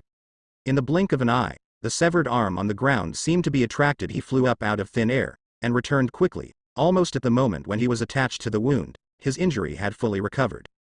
"Sure enough, a top expert like you would not leave such a big opening for me," Doflamingo said softly. As early as when he was learning Elbaf's gun in prehistoric island Little Garden, Doflamingo entered a very strange state. After that, all the various skills he had learned before were discarded and saved, step by step. Engraved in his own instinct, it became a fighting technique and a brand new genre with his unique brand. However, it is obvious that Doflamingo did not give his genre a new name, and called it by the simplest, Wo Lu. After all, he didn't intend to start a sect. Although there is nothing to say in name, since then, Doflamingo has learned Diwangchen from Lao Ji, some physical skills he has traded with Dorag, and some things he has learned since he came to this world. Various fighting skills, as well as some fanciful theories from the previous life, have all been fused together to form a new physical skill that can be used at will. It can be said that, purely in terms of fighting skills, Doflamingo is already a master. Immortal. Charlotte Linlin watched Doflamingo's severed arm recover, no longer obsessed with his previous martial arts, but instead frowned. Her expression became serious. There have long been rumors that Don Quixote Doflamingo has the self-healing ability like a monster, and can be called an immortal body. Charlotte Linlin did not think that such a statement would be mixed with an exaggerated description. But after seeing Doflamingo and recovering from the broken arm without blinking an eye, she had to admit that this guy really has something. If this is still not his limit, then with this strong resilience alone, he should have a place among the world's strongest. But no matter how powerful the self-healing power is, no matter how weird the immortal body is, if you don't have enough strength to support it, it's nothing more than a useful sandbag. Charlotte Linlin regained her mentality, looked at Doflamingo and said, "I thought that relying on is this enough to peep into the world of the strong." Doflamingo. Next, I have to be serious. As soon as Charlotte Linlin's voice fell, she immediately entered the state of transformation. At this moment, Charlotte Linlin had Thundercloud in her left hand and Flame in her right hand, and a strong murderous aura erupted from her eyes.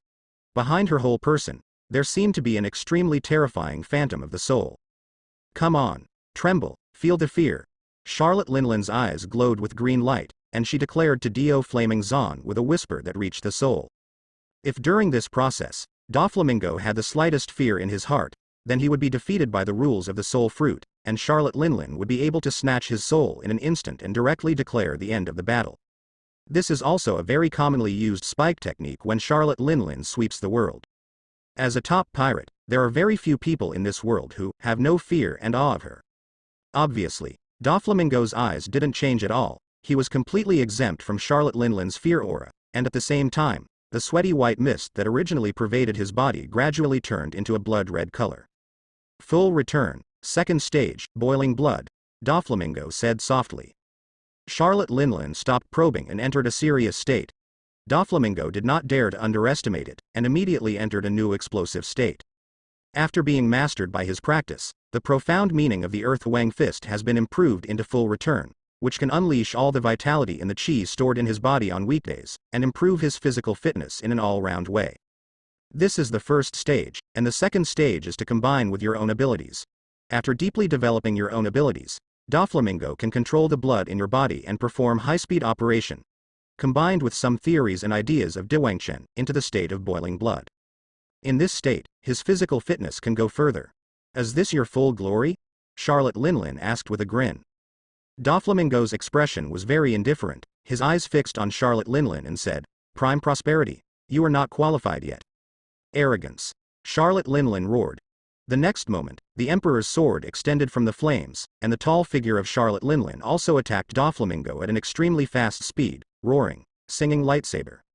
In the flames, the power of thunder spread, and the two elements combined with the slash of the blade into one, turned into a powerful attack, and slashed towards Doflamingo. Bloom, Zindu. Doflamingo pulled out Zindu from his waist, held it up high, and roared. Zindu is a peerless demon sword that has been passed down for a long time. At the moment, the blood around Doflamingo seemed to have found a home, and turned into a frenzy, rushing toward Zindu. In just a short moment, Zindu's originally cold blade was dyed into a strange scarlet by the color of the blood mist. When the strange blood light flickered, Doflamingo didn't have the slightest intention of avoiding it. Facing Charlotte Linlin's slash, he fell with the same knife. Storm blood slash. At first, it's the spread of flames and lightning, but it's followed by Doflamingo's blood and howling winds. When these four kinds of energies converged, when the slashes of the two converged, it was as if a colorful special effect had been turned on, and it looked extremely dazzling. But under this brilliance, there is an extremely strong killing intent. In the moment of the stalemate, the hockey in Charlotte Linlin's hands has changed, and at the same time, the same is true for Doflamingo. Two powerful conquerors erupted from the two of them together. At the moment when the slashes meet, lightning flashes and thunder rumbles, and the world changes color. With a bang, everyone on the battlefield stopped their actions at this moment. They seemed to see the scene where the sky and the sea were torn apart, and they seemed to hear the explosion of everything being smashed to pieces. But in a blink of an eye, it was as if nothing had happened. As the saying goes, the sound of the big sound is rare, but the elephant has no shape. That's it. In the sea area not too far from Kellish Island, in the clouds, a huge figure appeared and disappeared from time to time, like a dragon. In fact, it is really a dragon-shaped creature, with blue scales, powerful dragon claws, and hockey's horns, stepping on the flame cloud, rolling around in the cloud. There is no doubt that this is Kaido, the beast known as the strongest creature. Damn it, isn't it right here? Where is there an island? Damn trash.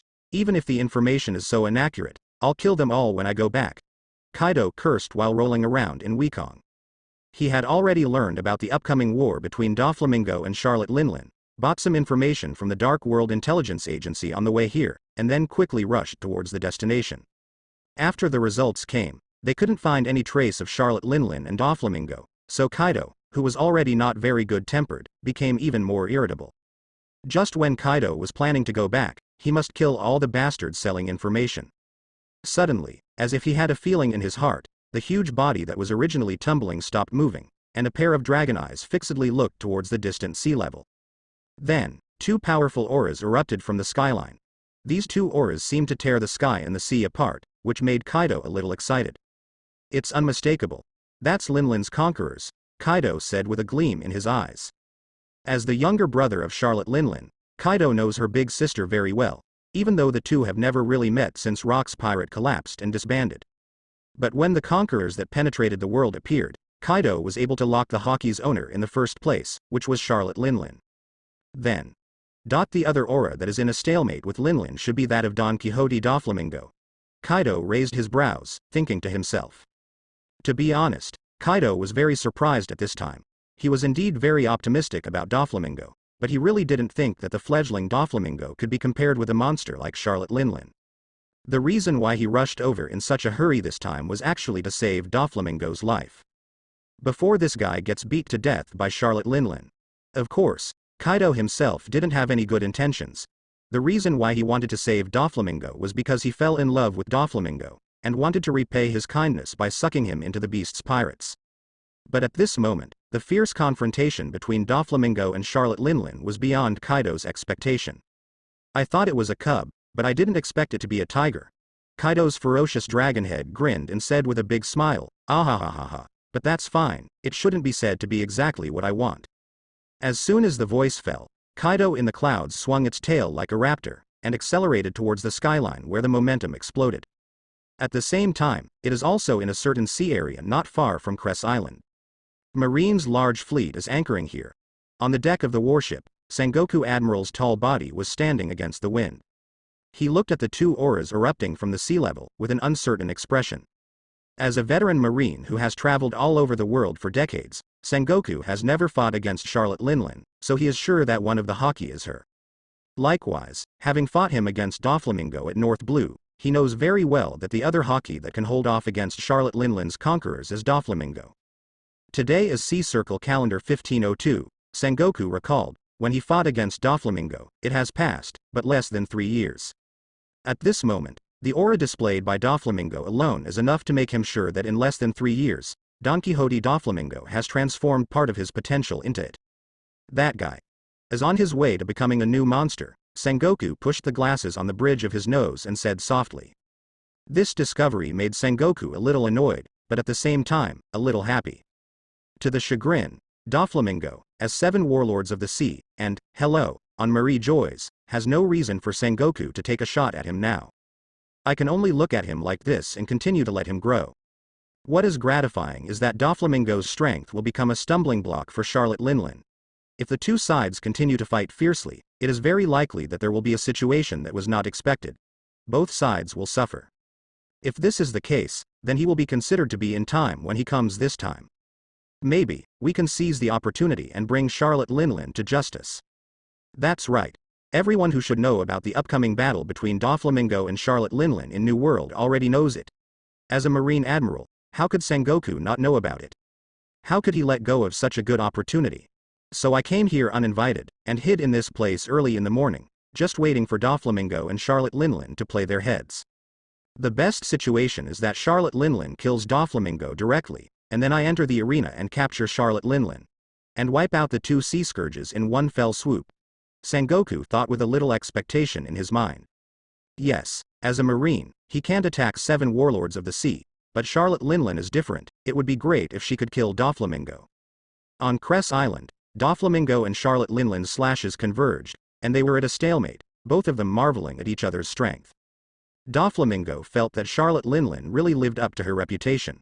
And Charlotte Linlin thinks Doflamingo really has 2 brushes. At the moment when the two of them wrestled with each other, and neither of them was willing to retreat, Beckman, who was instantly killed by Charlotte Linlin at the beginning of the game and sent flying, sat up from the ruins of rubble. There was no injury on his body, and a burning cigarette was still biting in his mouth. After looking at the place where Doflamingo and Charlotte Linlin fought, he exhaled a puff of smoke and said, "It's this time." That's right, at the beginning, he was so passionate that he rushed to fight Charlotte Linlin, all of which were fakes. Even before that, he hadn't communicated with Doflamingo. The reason was that he felt that if he told Doflamingo, then Doflamingo would be maybe exposed because of insufficient acting skills. So it's better to act alone. The reason why Charlotte Linlin was the first to be dropped by Charlotte Linlin was actually to relax Charlotte Linlin's vigilance towards him, a thunderfruit-capable user, and make her mistakenly think that she was a good-for-nothing who was lucky enough to eat thunderfruit. Only in this way, Charlotte Linlin will put her heart and soul into the confrontation of Doflamingo, ignoring herself. Only in this way is it possible to hit Charlotte Linlin with one blow. Taking out a pointed black shiny metal from his pocket, Beckman weighed it in his hands and said softly, "There is only one chance to hit, so this blow will be a blow with all your strength. Young master, I have to leave the rest to you." After muttering, Beckman stood up abruptly, the lightning on his body exploded quickly, and the torn clouds in the sky began to flash with thunder and lightning. But at this moment, because Haki's hedging, lightning and sparks were not abrupt, Beckman's behavior was lucky not to be discovered. It wasn't until the next moment, when a violent thunder that seemed to destroy the world fell from the sky, that Doflamingo and Charlotte Linlin suddenly discovered that there was a third party in their battlefield. Beckman. Doflamingo was surprised, but he trusted Beckman so that he didn't do anything unnecessary. And Charlotte Linlin frowned and said, "It's that bastard just now." At this moment, Beckman's figure flew up from the lightning. He stretched out his arm, surrounded by lightning. His whole body was like the god of thunder descending into the world. The rich thunder element filled the space around him. "Pierce through her, Shinso," Beckman roared. The pointed cone-shaped object made of black metal in his hand, under the influence and control of the lightning element, unexpectedly rotated rapidly. Accompanied by Beckman's roar, it shot out violently. "This blow is the blow of me, Ben Beckman, carrying out all my beliefs in strength. Big Mom, can you stop it?" Looking at this scene, Doflamingo couldn't help but exclaimed on the spot, "Railgun." Where this blow passed, Any blocking and approaching substances were all crushed into slag by the unrivaled impact force, and scorched black lava was burned out by the scorching high temperature. And the speed of this blow is unbelievably fast, like a real lightning. When you see it, you are already unavoidable. Charlotte Linlin also instinctively felt the terrifying attack, but at this moment, she was being entangled by Doflamingo, and for a while, she couldn't dodge at all, not to mention, she couldn't keep up with the speed. But after all, she is a strong person in the sea. In an instant, she had already done the most correct reaction. The rich armament hockey wrapped her whole body, and her muscles tensed like a rock at the same time. Hard. Then, a flash of thunder flashed. It hit Charlotte Linlin's abdomen first, and then pierced Charlotte Linlin's proud armament hockey, hitting Charlotte Linlin's skin. At this moment, the steel and iron skeleton, which is known as invincible defense, seems to have lost its function. Blood bloomed in Charlotte Linlin's abdomen. Immediately afterwards, a stream of light erupted from her lower back again, carrying blood, and slammed on the ground fiercely, setting off a violent explosion. The intense pain and the explosion behind them directly shattered the stalemate between Charlotte Linlin and Doflamingo. The Emperor's sword was chopped off by Doflamingo, and at the same time, Zindu, wrapped in strong wind pressure and blood, slashed fiercely on Charlotte Linlin's shoulder. This blow contained extremely strong power in the entanglement of conquerors, and Doflamingo had already erupted twice in a row, improving his physical fitness. Therefore, the slash that failed to break the defense before, this time, ruthlessly embedded in Charlotte Linlin's shoulder.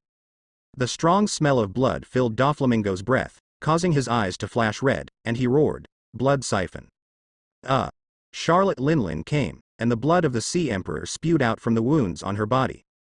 Doflamingo's ability is very terrifying. As long as ordinary people have a wound, whether it is a needle prick or a knife cut, in short, they will be sucked into a mummy by his ability in an instant. And Charlotte Linlin, even as the top sea powerhouse, can't completely deal with Doflamingo's blood siphon at this time. Almost in the blink of an eye, Charlotte Linlin's slashed left shoulder, together with the entire left arm, was sucked into a shriveled air-dried meat. And her abdomen has also shrunk a lot, as if her waist has lost a lot of weight. But in the end, it was a monster-level master who forcibly suppressed the pain he felt, quickly recondensed the defeated hockey's power, and covered the entire wound. At this moment, the blood flow was also stopped.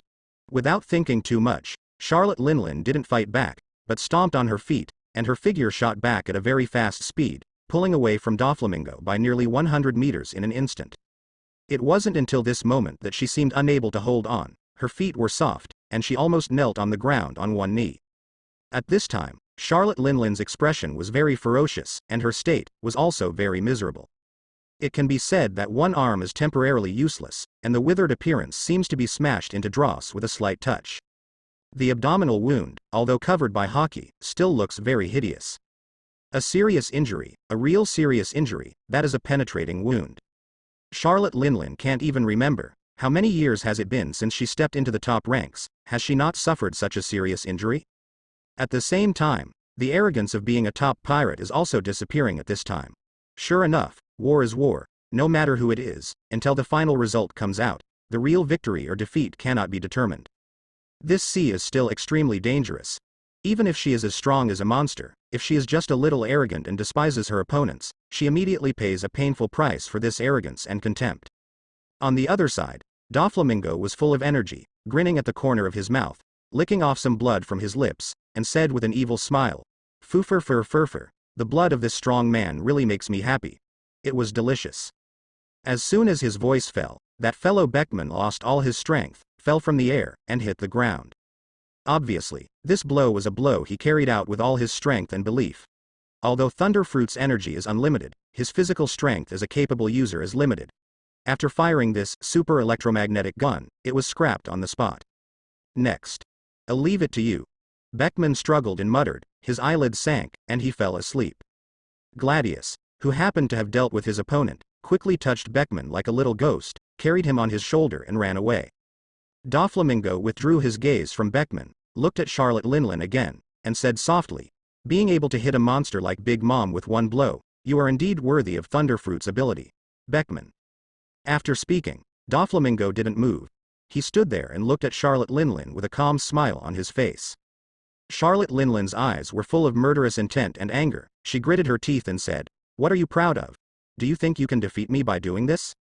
Doflamingo froze for a moment, then said, "You don't think I'm the kind of chivalry owner who will give you some time to breathe, do you? I'm waiting for your blood plague to attack. What are you waiting for?" Blood plague. Charlotte Linlin froze for a moment. Doflamingo raised his hand and gently pushed the frame on the bridge of his nose, and asked, "Do you feel that you are sometimes cold all over, and sometimes extremely hot? The strength of your body is rapidly declining, with stuffy nose, dizzy eyes, and severe pain in your internal organs?"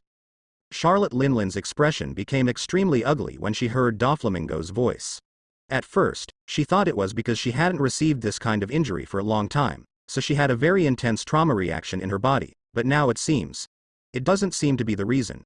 Is it the F*King ability of Doflamingo? Blood Plague. The latest ability developed by Doflamingo. When he touches your blood, he can not only draw out the opponent's blood, but also inject blood plague into it. From the moment he drew Charlotte Linlin's blood, Doflamingo knew that it was impossible for top powerhouses like them to be instantly killed by his blood siphon. Sengoku was also smoked by himself, but he didn't die. Their reaction speed is very fast, and they all use Haki's power to eliminate the effect of the ability in the first place. Charlotte Linlin can't fail to react. So at that moment, Doflamingo also injected the blood plague into Charlotte Linlin's body. The so-called blood plague is actually not a virus disease, but an illusion of a vampire's ability, which can quickly corrupt the blood in the target's body. To be honest, Doflamingo really admires Charlotte Linlin's natural monster physique now. He has experimented before. The same blood plague is injected into the body of an ordinary person. It only takes a few seconds, and the blood in the human body it will quickly decay, become dirty blood, and then die from exhaustion from the inside out. That's right, this ability works from the inside, therefore, this is also the trump card that Doflamingo specially reserved for Charlotte Linlin. From the very beginning, even without Beckman, Doflamingo had only one goal, which was to try his best to injure Charlotte Linlin once. As long as he had one chance, it was enough for him to infuse Charlotte Linlin with the epidemic. Charlotte Linlin mobilized all the Haki power in her body to resist the blood plague, not to mention, it was really effective. Haki is indeed a very powerful thing, and it is very effective in restraining abilities. In the original story, Trafalgar Law was F*Ked by the ability virus, and he was able to twist himself back by relying on the power of Haki. But first of all, that's because Trafalgar Law itself is the top doctor. For others, even if Haki is very strong, it will be difficult to achieve his level. At this time, Charlotte Linlin is an example. She did curb the outbreak of the blood plague to a certain extent, but a large amount of dirty blood still flowed out of her eyes unstoppably. Damn. Charlotte Linlin cursed with an angry expression. In the next moment, a flash of inspiration struck her. The Emperor's sword Napoleon, who had already been chopped off by Doflamingo, seemed to feel something at this moment, and shouted in panic, "No, Mom! Mom!" But it was useless. In the blink of an eye, Napoleon became a broken blade without aura. Not only that, the Queen Mother of Anthem docked by the coast in the distance, as well as a large number of homies, all had their souls extracted in an instant, reduced to all things. It was too late to say, but it was fast at that time. The use of the ability was just a moment, and Doflamingo couldn't react to stop it. I saw Charlotte Linlin's body rapidly inflated, and a large amount of soul power was injected into her body. Wow. Charlotte Linlin vomited, a big mouthful of dirty blood spit out from her mouth, and when it fell to the ground, it still exuded a rotten breath and corrosive power, making a sizzling sound. The originally shriveled arm was filled again at this moment, as if it had been injected with new blood. However, the penetrating wound on the abdomen and the slash wound on the shoulder did not recover. Soul cleansing. Charlotte Linlin whispered softly. This is one of the manifestations of Charlotte Linlin's ability. By devouring a large amount of pure soul in an instant, she can cleanse herself in all directions like a potion, and can clean up most of the negative states in almost an instant. To a certain extent, it can also promote the recovery of injuries. Doflamingo looked at this scene with a confused expression. No, you have such a powerful move, why didn't you use it in the original story? Was he defeated by Kid and Luo hanging up like that? But soon, Doflamingo realized that Charlotte Linlin almost absorbed all the homies that she brought, even the half-dead Napoleon. But when she was in Wano-kuni, she was caught in a shipwreck and was swept into Wano-kuni, so she didn't carry a lot of homies. The outbreak of the battle was relatively sudden, so she probably didn't have enough souls to wash herself at that time. Sure enough, how can a monster that has been able to roam the sea for decades not have the ability to suppress it? Doflamingo whispered softly. Charlotte Linlin took a deep breath, as if feeling that her condition had improved a lot, then looked at Doflamingo, and said in a dark voice, "Are you ready for the second round, bastard?" At the same time, on Marine's warship, Sengoku suddenly looked up at the distant sky, then his expression changed, and he cursed angrily, "It's Kaido, damn bastard, anchor." "Admiral." A Marine colonel called out in surprise. Sengoku said with a serious expression, "Target, Kali's Island, please move the boat to me as quickly as possible." The relationship between Kaido and Charlotte Linlin is unclear, and this is also the consensus at sea. They were crew members on the same ship back then, and Sengoku, as the boss of Marine, knew better. In fact, during the Rocks period, Kaido was considered a trainee crew member. He hangs around Charlotte Linlin's ass all day long. Now, Charlotte Linlin and Doflamingo are fighting fiercely here. Kaido suddenly appears. Sengoku naturally feels that this guy is here to help Charlotte Linlin disrupt the situation. To be honest, if he can win Charlotte Linlin, then Doflamingo is dead, and that's fine, because he has reason to have substantial progress to explain. But if he is clearly present, Kaido and Charlotte Linlin will both show up, and they will jointly take Doflamingo. He was beaten to death, but he didn't take any action. Then it's really not easy for him to explain to the people above Marie Joyce. And if because of this incident, Kaido and Charlotte Linlin form an alliance or something, then for New World, for their Marine, it will be a very troublesome problem. When this situation really happened, Sengoku had to admit that the bastard Doflamingo was also the strength he needed to fight for. At least, he is the 7 warlords of the sea. On the surface, he is in the same camp as their Marine, isn't he? In short, no matter what the current situation is, Kaido and Charlotte Linlin are together anyway, so he cannot remain indifferent. Must act. Watching Charlotte Linlin get rid of the negative state of the blood plague, she looked like she was about to fight her for another 300 rounds. Doflamingo also raised his eyebrows, and with a bang, a pair of bat wings suddenly grew from his back, entering a state of animalization. Obviously, maybe Charlotte Linlin has the whole cards, but Doflamingo doesn't have all the cards. Neither of the two took the lead, and they seemed to be observing each other. Needless to say, Doflamingo regarded Charlotte Linlin as his equal or even stronger opponent. And through the previous few fights, Charlotte Linlin has now swept away her arrogance and contempt, and also regards Doflamingo as an opponent who can be compared with herself. Under such a situation where each other valued each other, it was natural that they couldn't just shoot casually as before. After all, the price was heavy. Lot Linlin had already tasted it. The Conqueror's hockey between the two is clearly distinct. Doflamingo is the bewitching blood red, Charlotte Linlin is the weird dark green. The confrontation between the momentum, the tearing of the Conqueror's hockey made the surrounding air shake again. From time to time, pitch black lightning burst out electric sparks from the faintly shattered space. Both of them are looking for the opportunity to make a move in the conditions for decisive victory. The wound already exists. Charlotte Linlin's soul power is indeed powerful, and she has certain means to heal the injury, but it seems. No, it should be said that at least she has not yet shown the ability to completely heal herself, probably not. Thought Doflamingo. He still intends to use the wound on Charlotte Linlin's body as a breakthrough point, which is also something he is good at, as long as there is an injury. For Doflamingo, you have a weakness in this battle. But Doflamingo is also very clear in his heart that Charlotte Linlin has at least one card in his hole, which is to strengthen himself by burning his soul life. It is also an extremely powerful explosive ability. It sounds scary, to burn your own soul life or something, but when you think about it carefully, Charlotte Linlin can take the soul life of other people. As long as she doesn't burn herself to death on the spot, she can make it up afterwards. Doflamingo was constantly thinking about it, and Charlotte Linlin was the same. Her eyes were fixed on Doflamingo, and she was also speculating about the situation of Doflamingo. At this time, she regretted her previous arrogance. No, she can't count it that way. She has indeed studied Doflamingo's information, it's true, but there is very little description of Doflamingo's ability in the information. Just thinking about it, she felt that it was her arrogance that made her not care. Now that she thinks about it, no, it's because Doflamingo has hardly made any shots, and he has very little combat information, so she knows about his abilities. Many. If it weren't for this, I wouldn't have hit the road just now.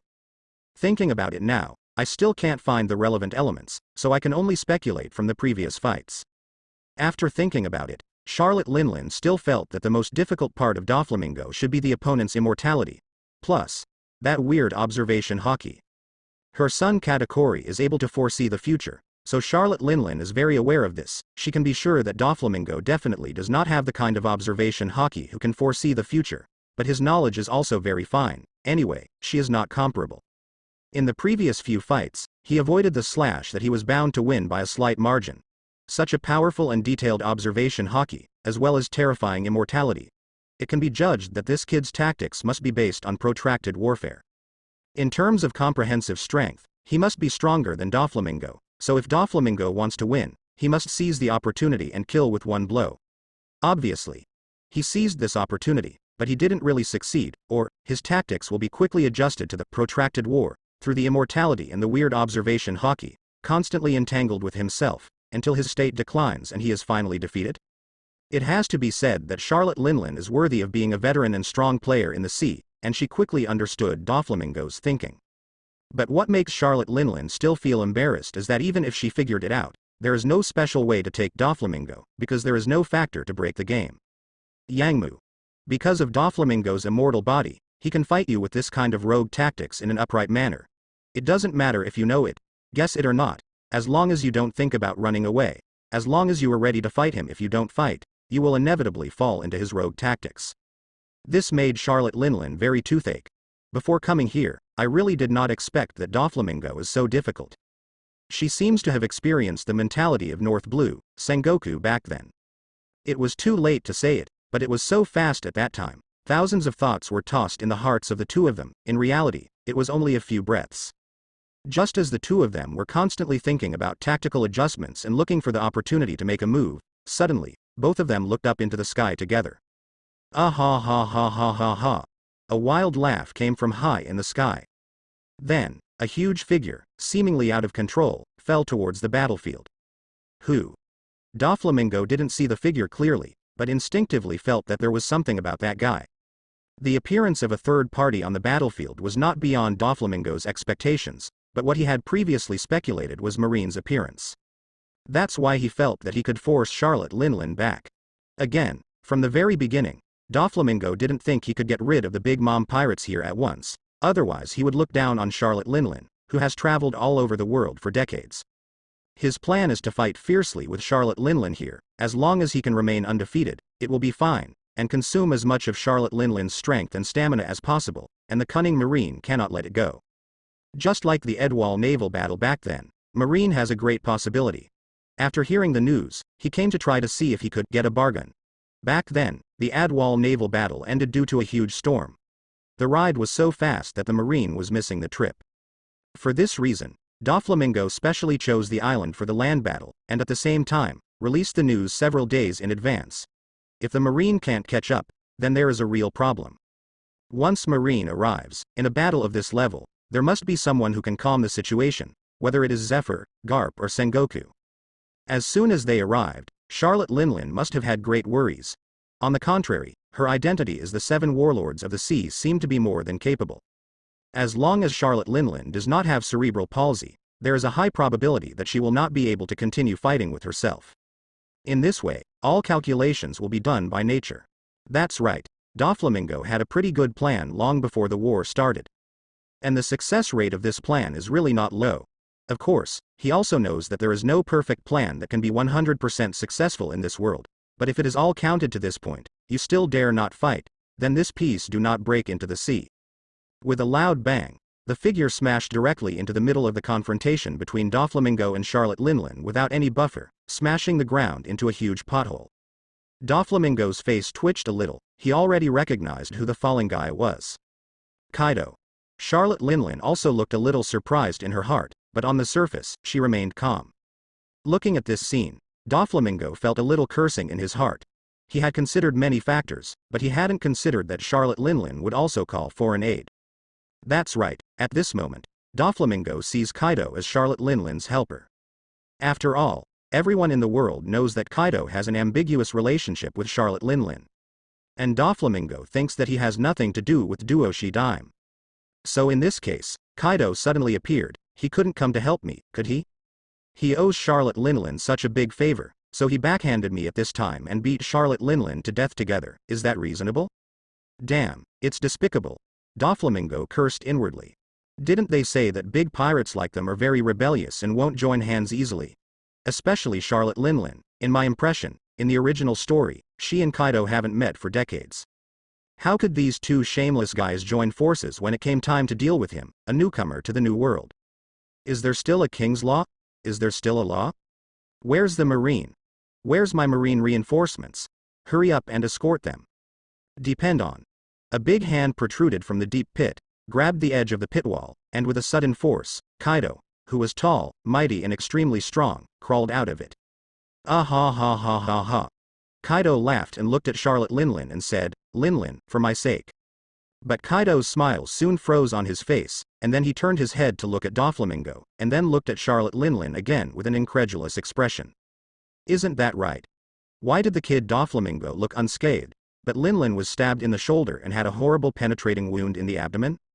It's an honor. Doflamingo said softly, as soon as I entered New World, 2 big pirates rushed to meet me. It's really nice.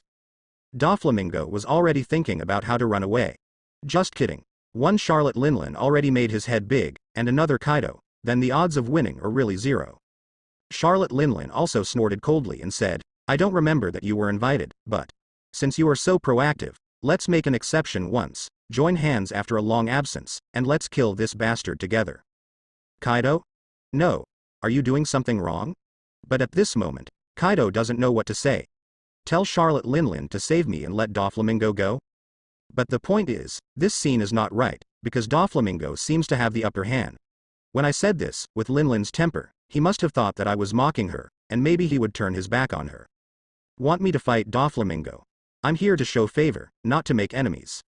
This made Kaido's mentality explode. This plot is wrong. But at this moment, the situation changed again. The 3 of them looked in the same direction almost at the same time. This time, with a big smile on Doflamingo's face, he shouted, I knew you would come, my good brother Sengoku, come and escort me. That's right, it is Admiral Sengoku of Naval Headquarters who is coming here from the other side of the coast. In Doflamingo's eyes, he is so handsome and chic, wearing a black suit and a cloak of justice, walking like a dragon and a tiger, with extraordinary momentum. Of course, Sengoku Admiral was not in a happy mood at this time.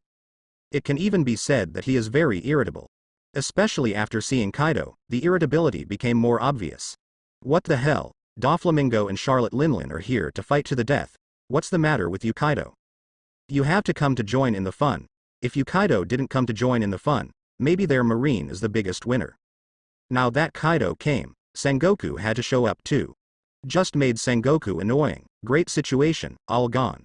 Sengoku is not too close to either side, but judging from his position, compared to Kaido and Charlotte Linlin, he is indeed closer to the bad species of Doflamingo. It can also be seen from this that although Sengoku hates the 3 of them very much, how should I put it? At least Doflamingo has the identity of 7 warlords of the sea. In this situation of mutual distrust, Doflamingo and Sengoku can rely on the relationship that they are both members of the world government, and barely become a cooperative relationship.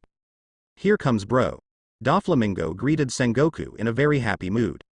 When Kaido showed up before, Doflamingo was really under a lot of pressure. After all, few people in this world dare to say that they can beat Kaido and Charlotte Linlin in a teamed state.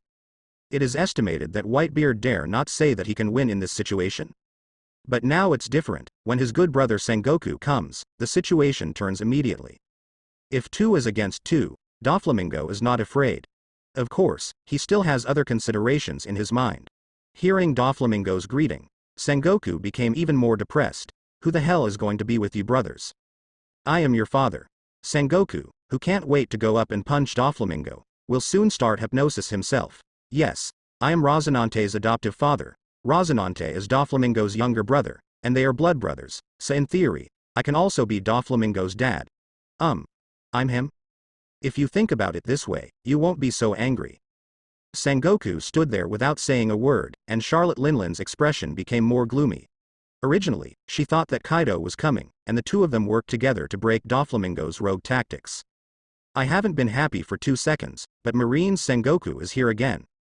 And Charlotte Linlin can draw a conclusion from Doflamingo's unsurprising expression, that is, Doflamingo has known for a long time that someone in Marine is nearby. This shows that this bastard, Doflamingo, had planned it out, and Kaido's appearance was something that was beyond everyone's expectations. So based on the previous traces, if Duo didn't appear, what would happen? Will I retreat willingly? I am afraid not.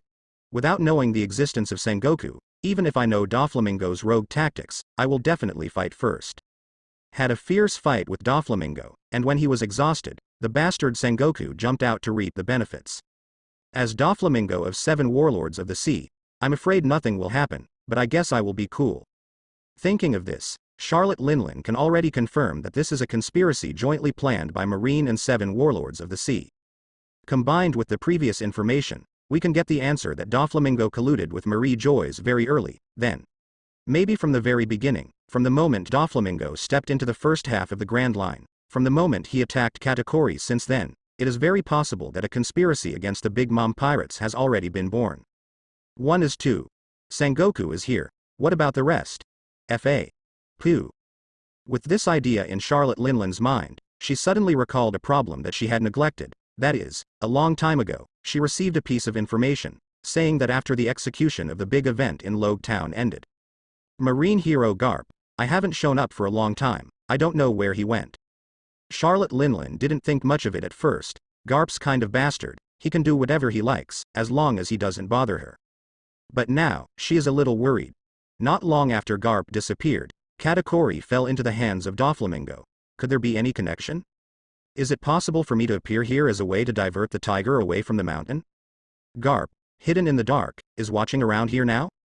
Or, has Marine's fleet already headed to Cake Island? Thinking of this, Charlotte Linlin became even more worried. She had already begun to think about how to get out. The outcome of this war, from the moment Sengoku appeared, was actually foreseeable. The result is no result. Is it just a waste of time, or maybe, delaying her time? So Charlotte Linlin quickly determined the next thing to do, that is to run away. Originally Kaido was still hesitant about how to deal with this situation, but when Sengoku appeared, he didn't have to hesitate, especially when it was discovered that Doflamingo and Zan seemed to be in collusion. Then, he can only choose to join forces with Charlotte Linlin. This made Kaido feel a little regretful. He originally said he would seize the opportunity to fool Doflamingo away, but now it seems that there is no such opportunity. Especially, Doflamingo seems to be more involved with the government of the world than he imagined. Is this guy even capable of driving a marine admiral? But after regretting, I was excited again. Although this trip, the original goal could not be achieved, but it is not in vain to be able to have a hearty battle here. He ran all the way from Wano-kuni to join in the fun. So Kaido's fighting spirit is very enthusiastic. He quickly determined what he has to do next, which is to have a good fight with Sengoku. Therefore, Kaido's eyes quickly locked on Sengoku. Sengoku was not surprised when he saw this situation, because everyone knows Kaido's combative character. In some situations, he must choose the stronger opponent as his opponent. Which one is weaker between himself and Doflamingo? Does this need to be said? So now the situation on the battlefield is very clear. Doflamingo and Charlotte Linlin are fighting each other, and Sengoku and Kaido are going to fight. Thinking of this, Sengoku is also mentally prepared. Anyway, as a marine, he has come all the time. In this situation surrounded by pirates, he can't retreat without a fight, right? Then have a fight. In the blink of an eye, several people quickly made up their minds. It's just that the current situation is a little stalemate. It seems that no one intends to act first. Charlotte Linlin naturally noticed this situation, changed her mind, and decided to take the lead, and saw Charlotte Linlin said in a deep voice, Kaido, Sengoku guy, I will leave it to you first, and wait until I get rid of that bastard Doflamingo. Oh. Kaido immediately agreed, it doesn't matter, anyway, even if Charlotte Linlin didn't say it, he would still choose Sengoku as his opponent. Seeing this, Doflamingo said in a deep voice, Sengoku Admiral, let's let go of any grievances between us before, after all, now, no matter what, I am also 7 Warlords of the Sea, and we are bathing in the government of the world together. Under the great banner of HMPH. Sengoku didn't say anything accurate, but just let out a cold snort in great displeasure. Doflamingo grinned and said, you should be able to see that Charlotte Linlin is not my opponent. Kaido will be handed over to you first. I will at least help you hold down Charlotte Linlin. Sengoku still didn't answer, but at least he didn't refute, which shows that he also thought so in his heart. It was too late to say, but it was so fast. In the blink of an eye, the situation that was still stalemate just now was broken in an instant, and the first to act was Charlotte Linlin. Stepping on Zeus, Charlotte Linlin rushed directly to Doflamingo riding the thundercloud. When she moves, Doflamingo moves too. Pulling out the Zindu from his waist, Doflamingo roared and rushed towards Charlotte Linlin with great momentum. Judging from the expressions of the two of them, these two guys look like they can't wait to tear each other apart. As soon as the two of them moved, Kaido rushed towards Sengoku excitedly. As the Admiral of Marine, Sengoku naturally couldn't show weakness to the pirates, so he snorted coldly and rushed towards Kaido. But the next moment, the situation suddenly changed.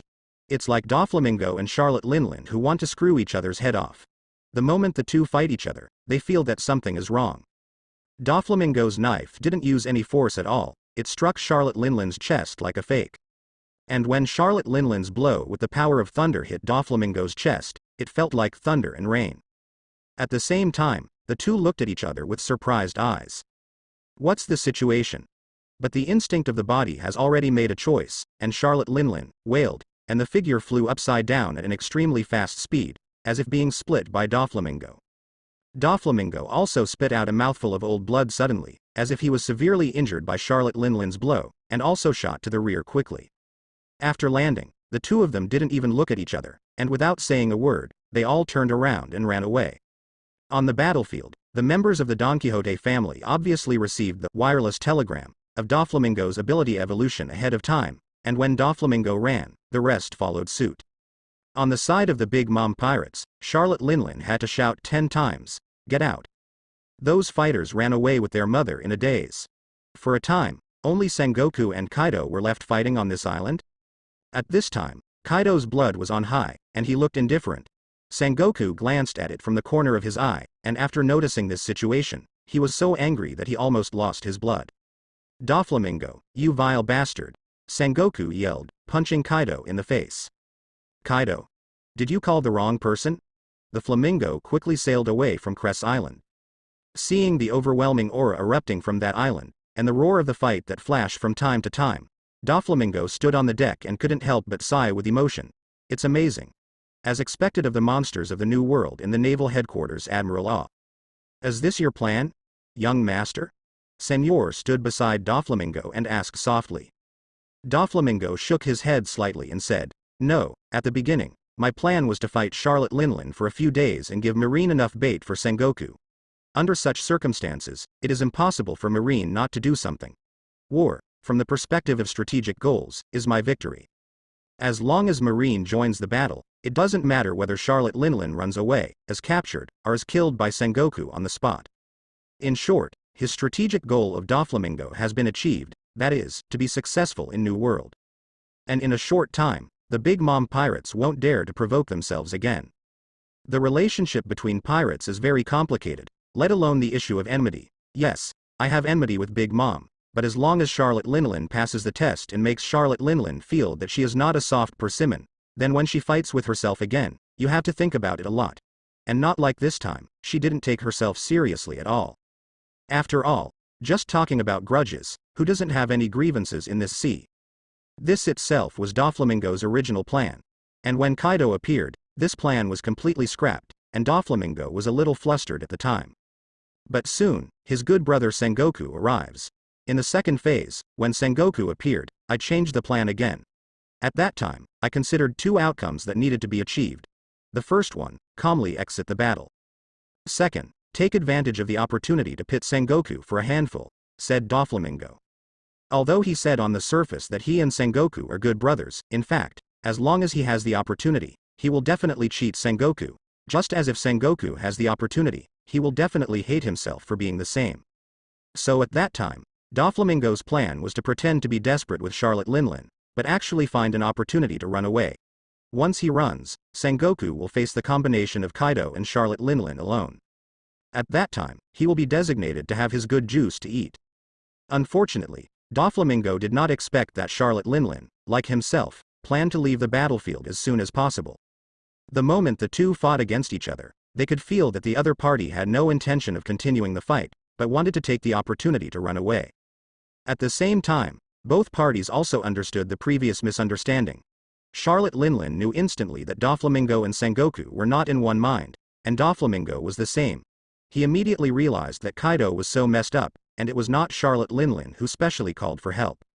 Otherwise, the situation cannot be like this. But at that time, the timing was fixed. Although both of them seemed to understand something, they didn't intend to continue to entangle. Now, The situation is that the island of Calais, which is said to be a decisive battle between the Donquixote family and the Big Mom pirates, after a few hours of fighting, the protagonists, the Donquixote family and the Big Mom pirates have withdrawn from the battlefield. On the contrary, the chaotic Kaido and the long-prepared Sengoku fought fiercely together. It can be said that the world is unpredictable, really strange. Above the clouds, a hot air balloon floated over Cole's Island, and the big news Morgans was excitedly filming the fierce battle between Kaido and Sengoku Admiral on the island. Ha ha ha ha ha, it's wonderful, it's really wonderful. I'm afraid no one would have thought that at the end of the Cole's Island fight, all the protagonists disappeared, but Marine and the Beast's pirates got together. I already had a hunch that it would be possible to write a big story that sells, Morgan said with a laugh. Just kidding. Doflamingo released the news a few days earlier. Morgans, as a journalist, can he come to check some points in advance? At the risk of being swept to death by the Conqueror's hockey, he lurks in the clouds, and this danger is really not in vain. Now, doesn't he have the most exciting first-hand news? Heavenly Yaksha Don Quixote Doflamingo. Morgans looked at the new flamingo which was gradually receding on the sea, and murmured with emotion in his heart. I also thought that the first time entering the new world he shouldn't be Linlin's opponent. But now it seems that everyone still underestimates him. Morgans can be said to have watched the battle from the beginning to the end. He recalled it now, and it is true that Doflamingo was suspected of a sneak attack. He borrowed the power of a Thunder Fruit ability user to severely injure Charlotte Linlin, thus gaining the upper hand. Wrong. But if you look back carefully, you will find that, except for the unexpected knife that cut off his arm, Doflamingo has not suffered any injuries at all in the case of several fights between the two sides. Even the severed arm recovered in an instant, which gave Morgans a sense of illusion. That is, in this fight and battle, Doflamingo seemed to be able to do a job with ease and calmly. He must have hidden some powerful hole cards, but the change of the situation is somewhat beyond his expectation, so he didn't use it. Morgans patted the feather on his chin and muttered. On the other side, Charlotte Linlin was sitting on the mother of the Anthem Queen, who had lost her soul. After pondering for a moment, she put the phone bug on Zeus's back and ordered, "Go, find the ship of that bastard Doflamingo." Mom? Zeus looked at Charlotte Linlin with some fear. Charlotte Linlin stared. Zeus didn't dare to contradict anything, and quickly flew away from here. Not long after, Doflamingo saw Zeus, and Virgo spoke first. "Do you want a shot?" "No need to." Doflamingo shook his head. Soon, Zeus flew to Doflamingo's side tremblingly, and Doflamingo also saw the phone bug on him. Foo. We have just been separated for a short while, and you already miss me? Linlin. Doflamingo said in a very intimate tone. Charlotte Linlin was disgusted at the phone bug for a while, and cursed angrily. "Don't be too complacent, brat, you win this time." Charlotte Linlin is not someone who can't afford to lose, and none of the strong people who can stand at the top in this sea can't afford to lose. The reason why they are called monsters is not because they have never been defeated. It's because no matter how many times you get knocked down, you can stand up again and hold your flag high. This is the real monster. Of course, when Charlotte Linlin said you won, she didn't mean that she thought Doflamingo was stronger than her, but that from the overall situation of the battle on Cress Island, it seemed that Doflamingo achieved his goal, but she didn't. So, Doflamingo wins. Doflamingo didn't answer the call, and Charlotte Linlin didn't seem surprised, and asked directly, "Is Kotaku still in your hand? Is Katakuri still alive?" Charlotte Linlin is very clear about this. Judging from the status of the life card, her best son is alive and should not have suffered any troubles. So Charlotte Linlin didn't ask such nonsense at all, but asked if Katakuri was in Doflamingo's hands. After all, this bastard Doflamingo is not clear with the world government. If he handed over Katakuri, it is not impossible. Yes. Doflamingo replied calmly. 7 warlords of the sea came so smoothly that he didn't do anything wrong. Katakuri, which was originally counted as a bargaining chip, was still in the hands of their Donquixote family at this time. Charlotte Linlin was silent for a moment, and then said, "Make an offer, bastard." At first, Doflamingo was not qualified to negotiate with Charlotte Linlin, so there was this war. Now, Charlotte Linlin can say this, which means that from now on, he, Doflamingo, can be regarded as someone who sits at the card table of the New World Pirates and can play cards. It is no longer a card in someone's hand. This, obtained through war, is identity, status, and respect.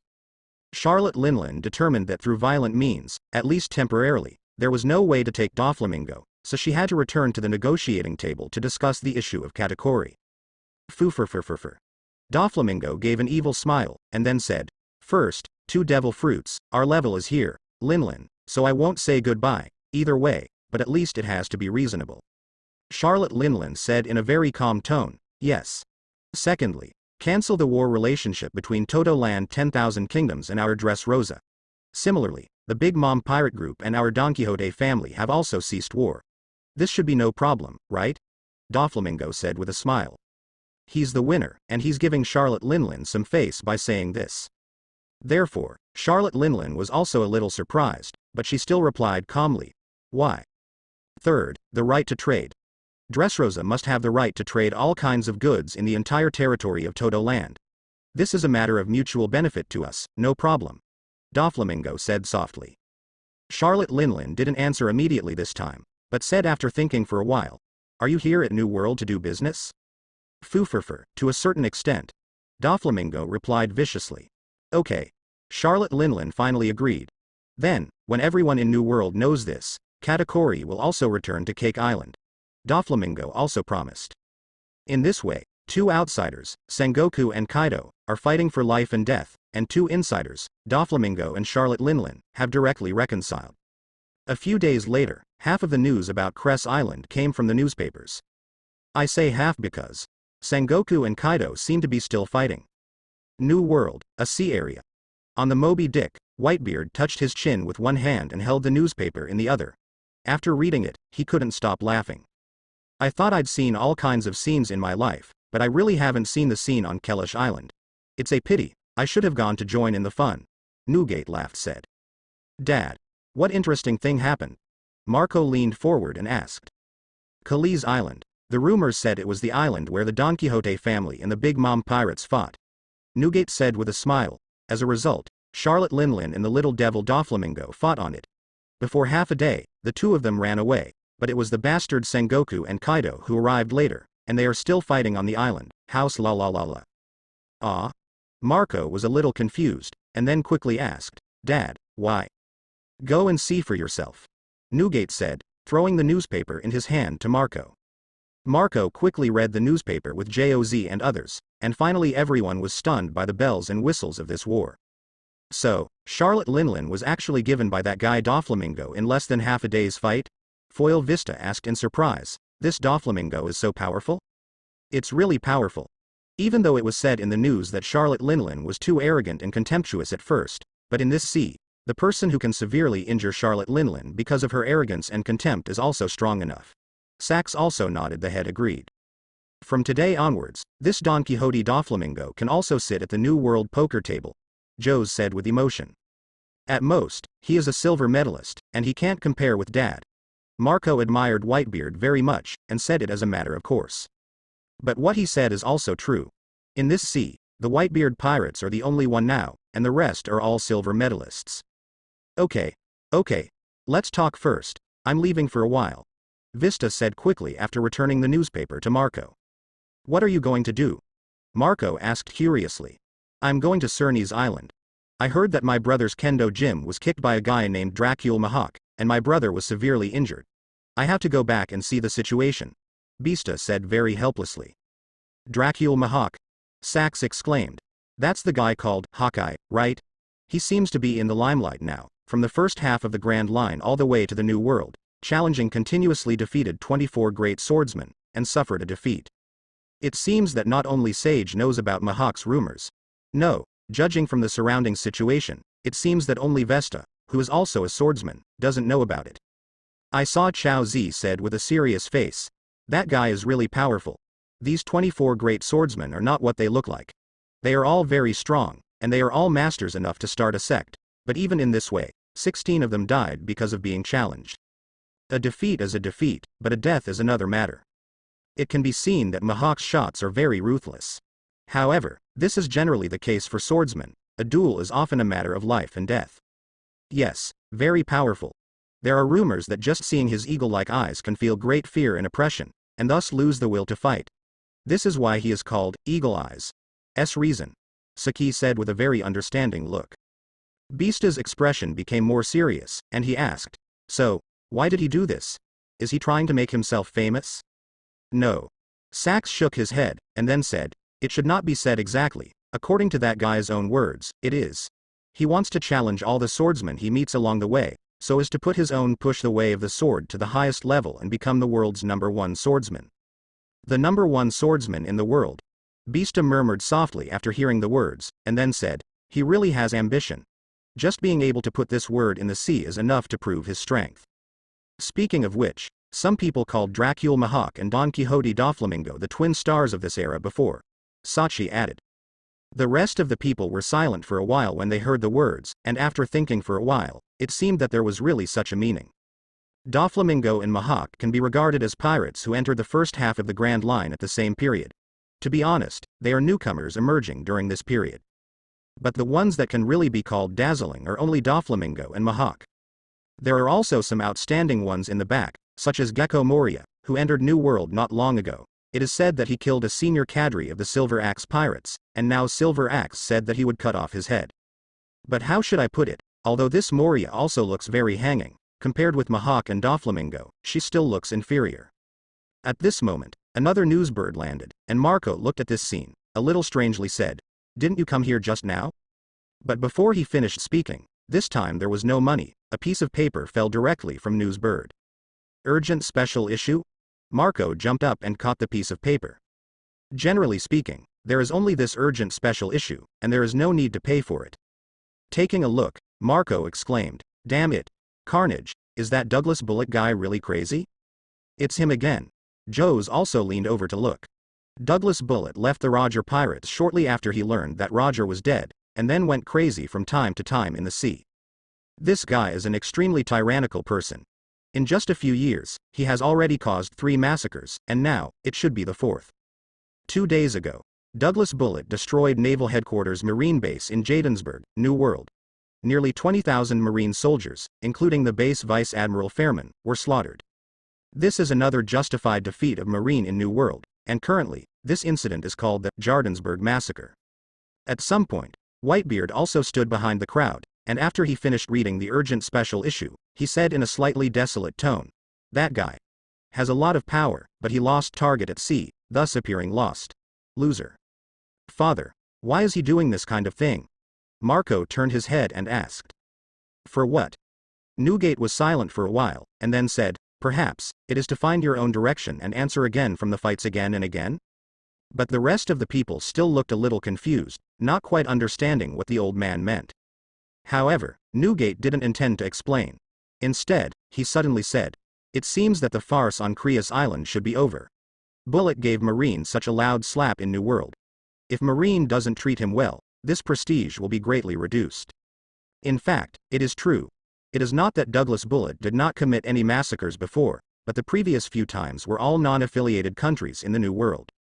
Therefore, the world's government is at most out of humanitarianism, beeping him a few words, really wanting Marine to work hard to clean him up, but he has never done it. But this time, Bullet killed the Marine base from top to bottom, including Vice Admiral's base chief. If this Marine doesn't deal with him severely, what is the prestige of the Overlord of the Sea? So Newgate is very sure that in the next step, Sengoku will definitely not continue to play with Kaido anymore. He will definitely return to naval headquarters quickly, and then make a plan to clean up Bullet. This is also the reason why New World pirates rarely attack Marine and Marine base under normal circumstances unless they are encountered at sea. It's not a question of whether you can fight or not, but that you are so good, if you want to completely anger Marine and fight with you, isn't that sick? On this day, 2 big news spread throughout the world. The first big news, Heavenly Yaksha Don Quixote Doflamingo has become a New World poker player who can play at the table. He is serious, stepping on Charlotte Linland's head. Well, down it's not that bad, there are still shoulders, and the ones who step on other people's shoulders are on the top. In the news of the world, there was a photo of Doflamingo slashing Charlotte Linland's shoulder, and Charlotte Linland's abdominal wound appeared tragic. No matter how this photo was taken, no one dared to question Doflamingo's strength after this photo came out anyway. The second big news is that Douglas Bullet, the guy who is called the successor of the Ghost, is going to start a big battle with Marine this time. Or, New World is really a place where all the heroes gather. Seriously, after you sing, I will appear on stage. When Doflamingo got the news, he just returned to Dressrosa. And Doflamingo, who faced the Big Mom pirates and returned as a winner, seems to have even higher prestige in Dressrosa. Dressrosa. King's Heights, Camp. That's right, it's not a castle anymore. The castle with a history of more than 1,000 years has been blown to pieces by Helding. At present, Dressrosa has organized a large number of people to clean up the ruins as laborers. On the North Blue side, Pika has already been notified, and he is coming here. With his ability to help, it is estimated that it will not take too long to rebuild a palace. Aunt Jorah, the art expert, will also be there. From the time Doflamingo took Dressrosa, it was equivalent to having a foundation in New World, so the shift of North Blue's focus began as early as that moment. Like the talent reserve training mechanism of Donquixote family, Lao Ji has brought those seedlings to Dressrosa. There are also some management agencies that will gradually migrate to Dressrosa. For North Blue, according to Toribul's intention, he should sit in the town first and bring some small cadres with him. Anyway, nothing can happen there. After a few years, Dressrosa will be able to completely connect with the Northcom belt and directly connect with North Blue. At that time, Toribul will no longer need to sit in North Blue, and just return to Dressrosa to command remotely. Beckman. Doflamingo called from his tent. After a while, the smoker Beckman, who was biting a cigarette, opened the door curtain, walked in and asked, "What's wrong?" "Master Tom has a message, saying that the Cervantes is about to be fully completed. You can take someone there, and bring the Cervantes back to me." Doflamingo touched it again. Chin said, "It just so happens that this ship can fly. Why don't you go to Sky Island on the way back to get some gold?" The Cervantes is the Sea Circle calendar. At the beginning of 1500, when the project was established in the capital of Seven Waters, Roger had not yet been taken to the vegetable market and beheaded. At that time, Master Tom said that under ideal conditions, such a large ship would take about 2 years. Now, it is Sea Circle calendar 1502, which is also the beginning of the year. Master Tom said that in about 2 months, the Cervantes can be launched, so notify Doflamingo in advance, and hurry up with the final payment. Check out and pick up the boat. In more than 2 months, according to the normal sailing, it is almost possible to return from Dressrosa to the capital of Seven Waters, that is to say, it should be just right to start now. Beckman nodded when he heard the words, "At present, only Diamante and I can drive the Cervantes, so I will go." Beckman has the ability of Thunder Fruit, and Diamante has the ability of Heat Fruit. One of them can be driven by electricity, and the other can be driven by heat. They are indeed the only two in the Don Quixote family who can drive Cervantes, the people of sea. But after a pause, Beckman said again, "But this is not a long-term solution, you have to find a way." "I know." Doflamingo responded, and then said, "I have summoned Quinn and Guy from North Blue to Dressrosa. When you bring the boat back, let the two of them study and see if you can come up with new energy-driven technologies. Worst of all, Doflamingo also thinks that he should research a rechargeable battery that can be used instead, but then he will have to trouble Beckman." Seeing that Doflamingo had already made plans, Beckman said, "That's nothing, I'll go directly to the capital of Seven Waters." "Well, thank you." Doflamingo responded with a smile. Soon, Beckman was gone. After a while, Virgo also came in, holding an intelligence report in his hand. "The things on Kali's Island are over. Marine Sengoku Admiral learned of the Jadensburg massacre caused by Douglas Bullet. After the incident, Kaido was dumped immediately, and he returned to the warship and left. Kaido seemed to be very sensible and didn't continue to pester him. Of course he won't continue to entangle. If he continues to entangle, the enraged Sengoku Admiral will escort him to Imperton," Doflamingo said with a smile. "Is Kaido strong?" Of course Kaido is very strong, but at this stage, it is obvious that Sengoku is stronger. After all, Kaido has not yet evolved at this time, and it will take several years to grow to the real peak and Four Emperors Beast. Speaking of this, Doflamingo sighed slightly again. "It's this Douglas Bullet. It's a bit of a pity." "I remember, originally you wanted to recruit him?" Virgo asked after thinking about it. "Yes, I originally wanted to recruit him. But this guy is alone and his whereabouts are uncertain. As soon as we came to New World, we ran into the Big Mom pirates again, so I didn't have time to think about this at all. In the blink of an eye, he made such a big deal," Doflamingo said helplessly. At first, he thought that he could ask Crocodile about Douglas Bullet's whereabouts or contact information. After all, these two guys often make appointments at sea. Maybe there is some connection. It turned out well. I don't know why. That bastard Crocodile insisted on going crazy in Logue Town, fighting with himself, so that the two of them didn't have a good conversation, and he was already sent to Imperton to be imprisoned. This leaves Doflamingo with no way to contact Bullet. Doflamingo has been busy with a lot of follow-up matters, and he has not been idle. After finally resolving the matter of the Big Mom pirates, he just returned to Dressrosa. Fort set off a massacre. This blow really caught Doflamingo by surprise. Can't keep it. Virgo thought for a while and said, if he is willing to join us, he will be a member of 7 warlords of the sea, according to. I can't keep it. First of all, with Bullet's pride, it is impossible to say that in order to save his life or something else, he chose to submit to join some forces. I originally wanted to ask him to make an appointment. Maybe that would convince him. Now it seems that no chance. Secondly, Jadensburg is different, Doflamingo said softly. After a pause, Doflamingo continued, Fort Jadens is Marine's recruiting base in New World, and it can be said to represent Marine's face in New World. If Bullet is not resolved this time, Marine will conscription in New World will only be more difficult. Moreover, since Roger was executed, Marine has not made any outstanding achievements in this period of time. On the contrary, the era of great pirates has become more and more turbulent. The number is constantly increasing. So at a time like this, Marine will definitely work together up and down to find Bullet, a lunatic, and kill him. Virgo said after thinking for a while. Yes, Marine really needs such an opportunity to tell the world, to tell the sea, that the overlord of the sea is not something that can be easily bullied. Doflamingo said. Especially nowadays there are a lot of rookies and pirates. As we all know, the more rookies, the more powerful they are. Because of their limited cognition, they are extremely arrogant.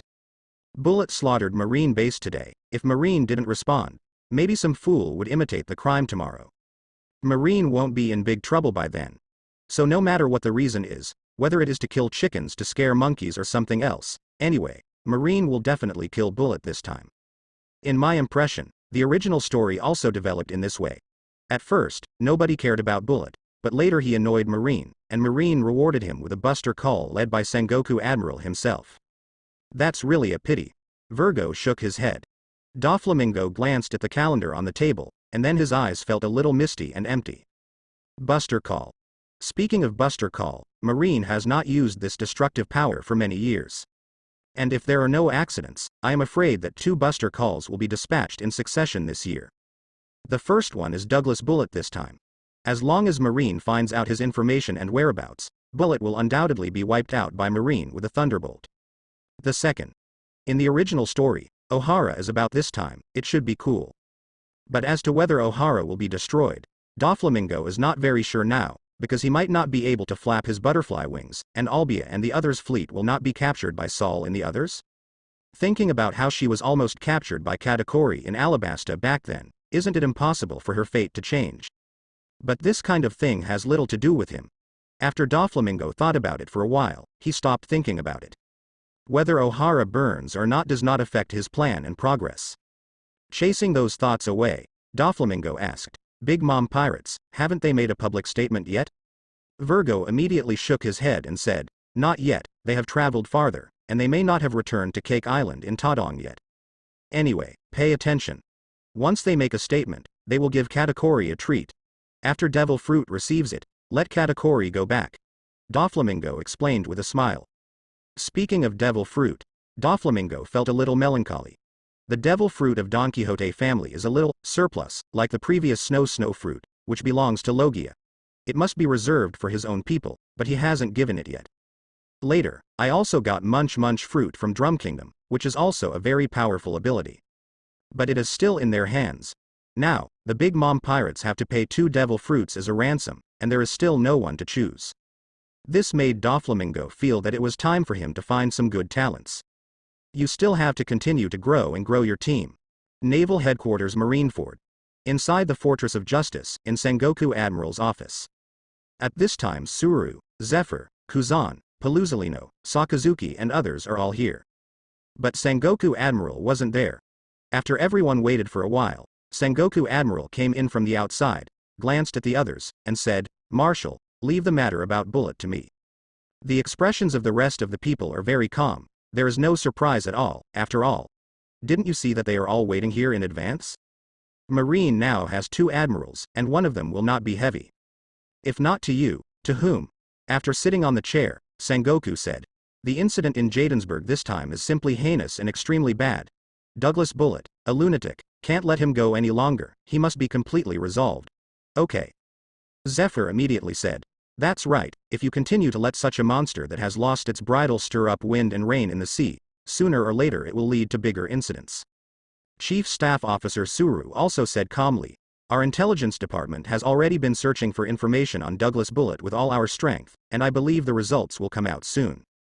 To be honest, Douglas Bullet is a lone ranger, and it is not so easy to find his whereabouts, but if Marine's intelligence department is fully operational, it is quite terrifying. If Chief Staff Officer Suru dares to say such a thing, it means she is very confident. While everyone was talking about these things and discussing how to deal with Douglas Bullet, the door of Sengoku Admiral's office was suddenly pushed open. Ahahahaha. Sengoku, I heard that, you were tricked by Doflamingo in Cole's Island, right? I laughed so hard, I didn't expect you to be crushed by him again. A burly figure walked in with a big smile. As soon as this guy came in and made such a big noise, he naturally attracted everyone's attention.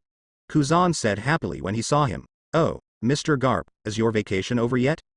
Oh. I felt like I stayed outside for too long, so I came back and heard a lot of news on the way. After Garp mocked Sengoku, his face suddenly darkened, and he said with a gloomy expression, so, when are you going to go and drown that bastard called Bullet in the ocean? Garp has been in South Blue before, and now that he is back, it also means that the South Blue matter has come to an end. But obviously, the rest of the Marine generals didn't want to ask any more questions about Garp's vacation during this period. Sengoku didn't mind Garp's ridicule before, and said directly, we are discussing how to deal with him. Since you are back, are you going to participate in this operation? Of course. Garp said without hesitation. Hearing this, Zephyr said with a smile, originally, I thought about going out for a long time, but since Garp is back, then I will sit in the headquarters.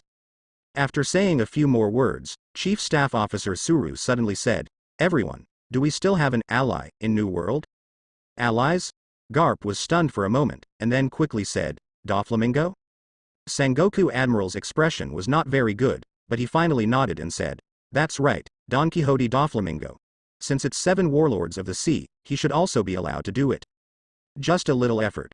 Chief Staff Officer Suru continued calmly, in other cases, it would be really difficult to recruit him, after all, his relationship with Marie Joyce is elusive, but at least for now, what happened with Douglas Bullet this time makes the higher-ups also I feel very annoyed, so if we propose to recruit 7 warlords of the sea at this time, Marie Joyce should not object. That's right. Doflamingo has already ended his battle with the Big Mom pirates, and he has gained a foothold in New World. At this time, if we propose to recruit, it is just in line with Marie Joyce's wishes. After all, they also hope to see 7 warlords of the seas. Actual effect? Sengoku rubbed his chin and said softly. The benefits of 7 warlords of the sea have been given out, and now Doflamingo has also solved his crisis in New World. Is it time to perform? You can't just give him benefits, but don't see him contribute, right? It is estimated that Marie Joyce will also agree with Marine's recruitment proposal. Then why hesitate? Send a notice to Marie Joyce and start recruiting 7 warlords of the sea. This time can also be regarded as an attempt by our Marine. Zephyr said after thinking about it. Marine is naturally very repulsive to the 7 warlords of the sea system. But they can't overthrow this system, at least for now, so they can only hold their noses and recognize it first. Well, now that we have all suffered and suffered, why not enjoy ourselves? Anyway, there is no need for nothing. But if it goes well this time, we have to let go. It's not the first time Marie Joyce has urged us to pick some suitable candidates for 7 warlords of the sea as soon as 10 o'clock. Sengoku Admiral said in a deep voice. The rest of the people looked at each other and didn't speak. There is nothing to say. Marine can't keep the 7 warlords of the sea stuck. Let's look for it when the time comes, and Suru also has some candidates in his mind, at least Dracule Mahawk, who is ascending the throne of the world's #1 swordsman. From what Marine knows about him so far, he is very suitable to be the 7 warlords of the A Member of Sea. There was no further discussion on this topic, and soon everyone talked back to Bullet. Sengoku Admiral slammed the table and said, this Bullet is currently having an extremely bad impact on our Marine, so the Marshal also told us just now that we must kill it in this sea with the force of thunder. Why don't you use Buster Call? Zephyr said suddenly. Sengoku was stunned for a moment, then nodded and said, yes, I also thought the same way on the way here. Buster Call has not been used for a long time, and Bullet is worthy of Buster Call. Buster Call's words are indeed very deterrent. As long as Bullet is successfully suppressed under Buster Call this time, I believe the current situation can be well restored. Senior Staff Officer Suru also responded. Sengoku Admiral nodded, and then said, "Does anyone have any other comments?" Obviously, the rest of the marine bosses have no objection to this. Only then did Sengoku nod, and directly said, "Then Kuzan, Garp, Sakazuki, Paluzolino." Buster Call is composed of 5 vice admirals. Admiral, as the holder of the Golden Call Bug, can participate, or entrust the Golden Call Bug without participating. And this time, Sengoku is obviously going to participate, and now he has selected 4 vice admirals. Yes, Kuzan, who has the lowest qualifications, has successfully become the vice admiral of naval headquarters at the beginning of the year. This has not changed. In the original story, Ohara also had an accident this year, when Kuzan was also vice admiral. Saul, together with Saul, form the Buster Call fleet and get ready. Once Xiaohei has locked the information and whereabouts of Douglas Bullet, act immediately, Sengoku ordered. But as soon as his words fell, Chief Staff Officer Suru said, "Saul is not suitable, let's choose someone else." Huh? Sengoku Admiral froze for a moment, then asked, "What's wrong with him?" "When you went to join in the excitement of Doflamingo, Marie Joyce assigned a mission to cooperate with the CP agency. It seems to be to arrest a group of scholars with extremely dangerous ideas. Anyway, Saul, as the representative of our marine side, has already sent out a mission," Suru the Chief of Staff responded. Sengoku didn't think too much when he heard the words, and nodded immediately. Then changed someone. "Where's Guion?" "Guion is not Vice Admiral," Senior Staff Officer Suru said softly. "Guion's current rank is just Rear Admiral." Sengoku Admiral thought about it for a while. Marine naturally has no shortage of Vice Admirals, but this time he wants to lead the elite to go. Although Park is not a Vice Admiral, but its strength is far stronger than most Vice Admirals. After thinking for a while, Sengoku said, "I will lead the team this time, and Garp is also there, so let's put Guion in the top position. If everything goes well afterwards, it will be enough for her to accumulate merit and be promoted to Vice Admiral. You are Admiral and the initiator of Buster Call, so of course you have the final say," Senior Staff Officer Suru said with a smile. As Admiral Sengoku, of course he can be so willful. "Then arrange it like this," Sengoku ordered, and then said, "I will draft the 7 warlords of the Sea Call-Up Order and send it to Marie Joyce, and the rest of them, make their own preparations. Okay, the meeting ends. Soon, everyone in the office is leaving, but Garp wishes yours the last." When the guy was about to open the door and leave, Sengoku suddenly said, "You actually came back from East Blue, right?" Garp's footsteps paused slightly, and then he said, "What's wrong?" "It's not about monitoring you." Sengoku thought for a while, and then said, "I just happened to think of you that day, so I asked a question, and then someone told me that you brought a baby. Hometown." Garp didn't look back, but his eyes became a little more serious. Before Garp could speak, Sengoku asked again, combining the previous events. And some rumors, Garp. I have to doubt one thing." Garp looked serious, turned his head slightly and asked, "What ways?" Sengoku Admiral was writing the recruitment order for 7 warlords of the sea at this time, but he didn't notice the change in Garp's face, and said to himself, "To be honest, did that guy Drago have a baby? Wasn't it rumored that he found a girlfriend? You have a grandson?" Garp was stunned for a moment. His originally serious expression brightened in an instant, and he laughed and said, "Guess what you want? The old man won't tell you. Ah ha ha ha ha ha." After speaking, Garp pushed the door out and left here. The port of Dressrosa. Senor knocked down a slave catcher with a punch, and cursed, "Why is there such a short-sighted guy in New World?" Since Dressrosa reopened the reception to the Dark World, Gray Zone and other forces, the port of Dressrosa has also prospered at a speed visible to the naked eye. However, what followed was the issue of law and order. Even if Doflamingo, as the 7 warlords of the sea, had a head-to-head fight with the Big Mom pirates and succeeded in establishing his prestige, he still couldn't hold back the guys who wanted to kill him and dared to do evil here. But if you think about it carefully, this is also a normal thing. On the Sabodi archipelago, there are gangsters who dare to snipe Paluzolino, the Marine Admiral. The world is so big, there are really many wonders, and it is really starving the timid and the bold to death. What if it works? It is estimated that this situation will continue for a period of time, and as Dressrosa kills a group of vicious gangsters, these villains will no longer have any chances. Master Senor. The woman rescued by Senor looked like a nympho, and wanted to stick it on Senor's body, but Senor ignored it very coldly. A few younger brothers from the Donquixote family came up, ready to stab each of these short-sighted guys and send them to the west. But Senor waved his hand and said, "Don't kill him, tie him up first, the young master is still useful." After a while, Senor left the port wharf with a few tied up tough hapless ones. In King's Heights, although the castle has been demolished, there are still some facilities that have not been destroyed, such as the dark dungeon built by the prisoners of Dressrosa. This dungeon should not have been built by the Donquixote family, it was probably built by the Liku royal family later. Because of this, it is not particularly old and can continue to be used.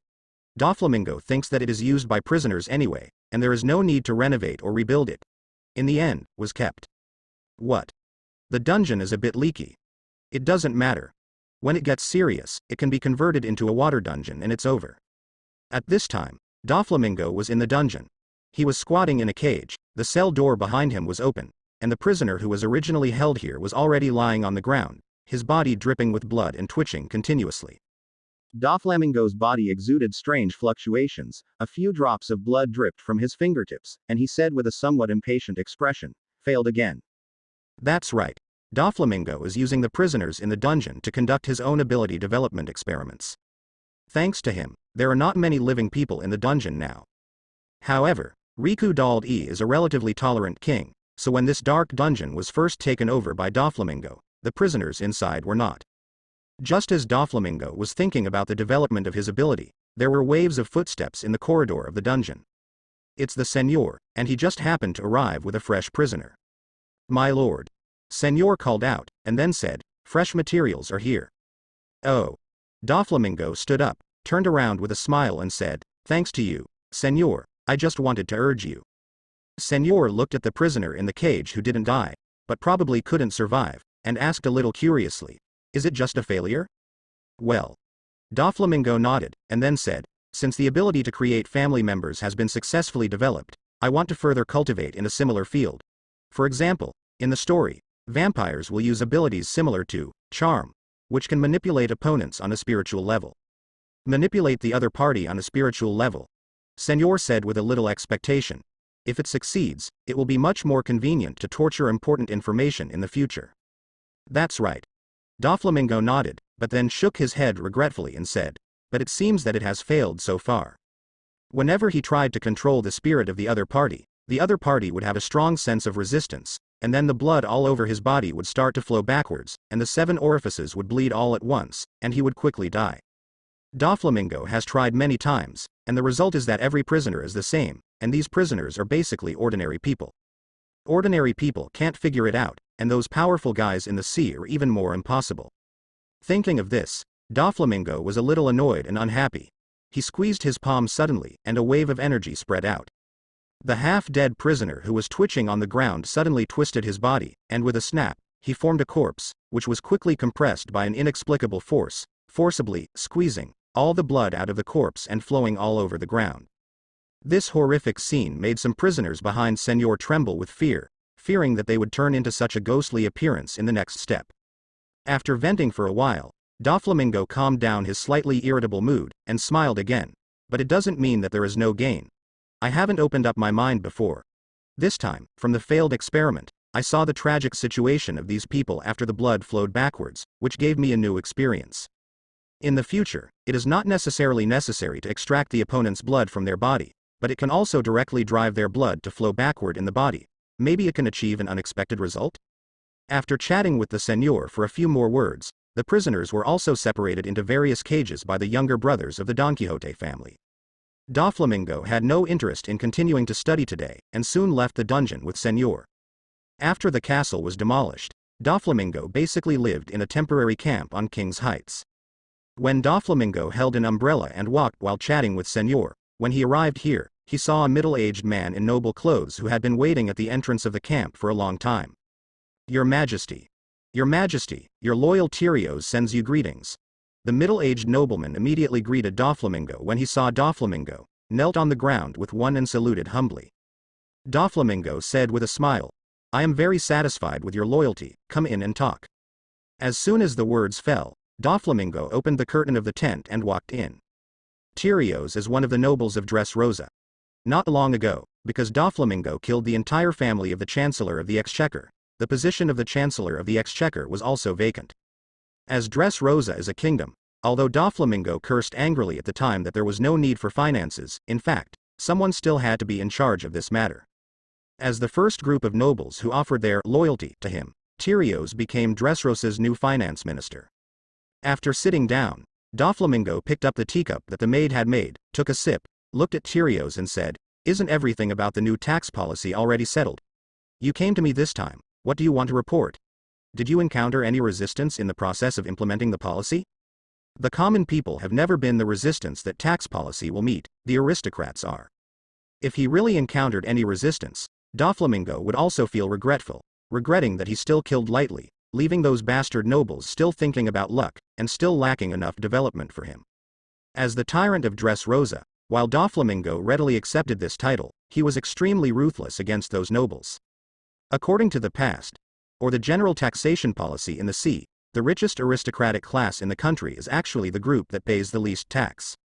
And civilians, businessmen, these groups that have nothing to do with the power class, have assumed the main role of national taxation.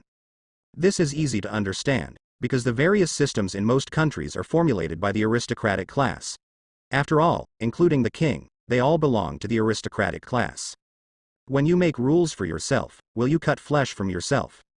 Obviously, most nobles are not so selfless. The previous Dressrosa was also the same. Although King Liku is kind and tolerant, he is still co-governing Dressrosa with the nobles. He has no ability to completely subdue the nobles, so he can only abide by the rules. The reason why the Liku royal family has no money is probably because he can neither exploit the nobles nor want to oppress the common people. In this way, neither side can collect any money. From the point of view, Doflamingo recognized King Riku's benevolence, but felt that his behavior was very stupid, because it would lead to the further decline of the royal family. Sooner or later, he would be oppressed by various nobles because of financial problems. When the royal family is in decline, do you still expect those nobles to remain friendly and merciful to the common people? Go dreaming. The Donquixote family is different. The Donquixote family controls the most powerful armed force in Dressrosa. At the same time, Doflamingo never plays cards according to the rules of the nobility. Of course, some people were not convinced at the beginning, so Doflamingo directly killed all the nobles who did not agree with his authority. Even the family dog had to be skinned. Therefore, Doflamingo's decree can run through the entire Dressrosa. According to the latest tax regulations, the aristocrats have become the country's major taxpayers. According to Doflamingo's will, this can be called, gentlemen and gentry pay taxes together. In terms of basic tax, regardless of status, except for the royal family Donquixote family of Dressrosa, everyone else must pay taxes, and there is no tax-exempt status. This point directly brought nobles and commoners into the same level. Secondly, according to the calculation of property, the higher the tax payment, and the more tax items that need to be paid. Doflamingo has never held back the exploitation of nobles. For example, the marriage system in this world is generally polygamous, and the vast majority of nobles will not maintain a one-on-one relationship between husband and wife. Basically, they require groups of wives and concubines. But in Dressrosa, this is taxable. At the same time, just as a nobleman, you need to pay taxes to the country. As a holder of a national title, you pay some money to your title every year to maintain your noble status. From baronet to duke, progressive. In short, Doflamingo is very cruel to the nobles, so Tyrios came here today. He thought that the nobles could not stand this kind of oppression and wanted to revolt. After Doflamingo finished asking, Tyrios quickly responded, "No, that's not the case, my lord. As far as I know, the vast majority of nobles are willing to support this tax reform. There are only a small number of nobles who seem to have some complaints, but they can't form a climate. The current implementation of this work is relatively smooth." Doflamingo said with a disappointed expression on hearing the words, "Is there no objection? It's really spineless." But after a pause, he asked a little excitedly, "So, who are those people who are quite critical?" Tyrios? "No, my lord, I just mentioned it, there is no other meaning." But looking at Doflamingo's excited gaze, Tyrios finally couldn't bear the pressure of this gaze, and quickly reported a few names. After Doflamingo finished listening, he looked at Senor at the side and said, "Have you written it down?" "Remember it." Senor nodded calmly. "For me, the civilians in Dressrosa can be treated with a lenient attitude, but for the nobles, there is only one sentence, that is, loyalty is not absolute, but it is absolutely disloyal," Doflamingo said with a smile. His smile is very gentle, but in the eyes of Tyrios, it is very scary. Sure enough, came true, and in the next second, Senor quickly responded. Understood, I will take care of it. Then I'll leave it to you, Senor. Doflamingo took another sip of his tea. After explaining this, Doflamingo looked at Tyrios again, asked with a gentle tone and a smile on his face, then my loyal Tyrios, you came to me. What? Seeing this smile, Tyrios secretly decided in his heart that no matter what kind of order he ordered in the future, he must carry out the young master's will to the end, otherwise, he might die a miserable death. But he quickly cleared up his emotions and said, Master, this is the new world. Our Dressrosa is about to get rid of the old system and reconnect with the new world. In this process, we will inevitably face risks. At present, the one who can guarantee the stability and stability of our Dressrosa is led by you, my lord. The Donquixote family is the royal family of our Dressrosa, defending this country. Hearing this, Doflamingo waved his hands and said, there's no need for extra bragging, let's go straight to the point. Tyrios swallowed slightly nervously and said, yes, my lord, I think it is necessary for us Dressrosa to levy a blood tax. Doflamingo froze for a moment, then asked in surprise, blood tax? Yes. Tyrios quickly responded, in previous political meetings, you have made it clear that Dressrosa will embark on the road of expansion in the future and will build a new world. No, a first-class power in the world. At the same time, you have also drawn up a plan for incorporating the Fishmen Island under the banner of the Donquixote family. Having said that, Tyrios paused for a moment, with a hesitant expression on his face. Seeing this, Doflamingo waved his hands and said, although I'm being frank, I won't blame you. Yes, my lord. Tyrios responded, and then said, from your perspective, I think some of the countries around Dressrosa, such as the Kingdom of Prudence, these should all be included in our rule, and there will be more and more examples of this in the future. With your power and prestige, the world in the new world, there will be more regions, islands, and countries that hope to be protected by the banner of the Donquixote family. After hesitating for a while, Tyrios still gritted his teeth and said, if you want to use your flag to obtain protection, then according to the rules, you must pay protection fees, but your current status is no longer a simple pirate. It may be inappropriate to name it with protection fees. I see. Doflamingo said with a smile, so you mean to define this protection fee as a tax and name it, blood tax? That's right. Tyrios replied. I think that, except for the area under full control of Dressrosa, all other islands, regions, and countries attached to it should pay this blood tax. Later, Tyrios made a lot of supplementary explanations about the blood tax. After listening to Doflamingo, he also understood what he meant. This cannot be regarded as the original creation of Tyrios, and there is nothing to create. To put it bluntly, it is to put a coat on the protection fee, and it is more formal to form a system to standardize the collection of taxes according to the actual situation. Many traces can be seen here, such as the soul tax, implemented by Todo Land Wan Guo today, and the heavenly gold system, implemented by the world government. However, Doflamingo thinks this proposal is very good. Once this blood tax is determined by the laws of Dressrosa and incorporated into the formal financial system, it will have positive significance for the future expansion of Dressrosa. First of all, the residents of the country do not need to pay this tax, which means that the faster Dressrosa conquers the outside world, the more islands subject to Dressrosa, the more taxes Dressrosa can collect, and these taxes are likely to fall on the people of the country in the form of various benefits, which will greatly promote people's interest in and support for foreign expansion. Secondly, once this system is formed, Doflamingo will have a legal basis for ruling the areas under his protection with the state as the channel of communication. It is no longer a simple conquest and rule of pirates. Although the actual effect may be the same, the difference in name will bring about different trends. In addition, there are many influences on the details. Doflamingo discussed with Tyrios for a while, and finally asked Tyrios to sort out a complete proposal, which will be formally proposed when Doflamingo convenes Dressrosa's political meeting. After Tyrios left, Doflamingo said with a little emotion, it's not the same, it's really different. I was thinking that after we recruit all the people from North Blue to Dressrosa, we can replace Dressrosa's bureaucratic class and aristocratic class. Now it seems that the difference is still very big.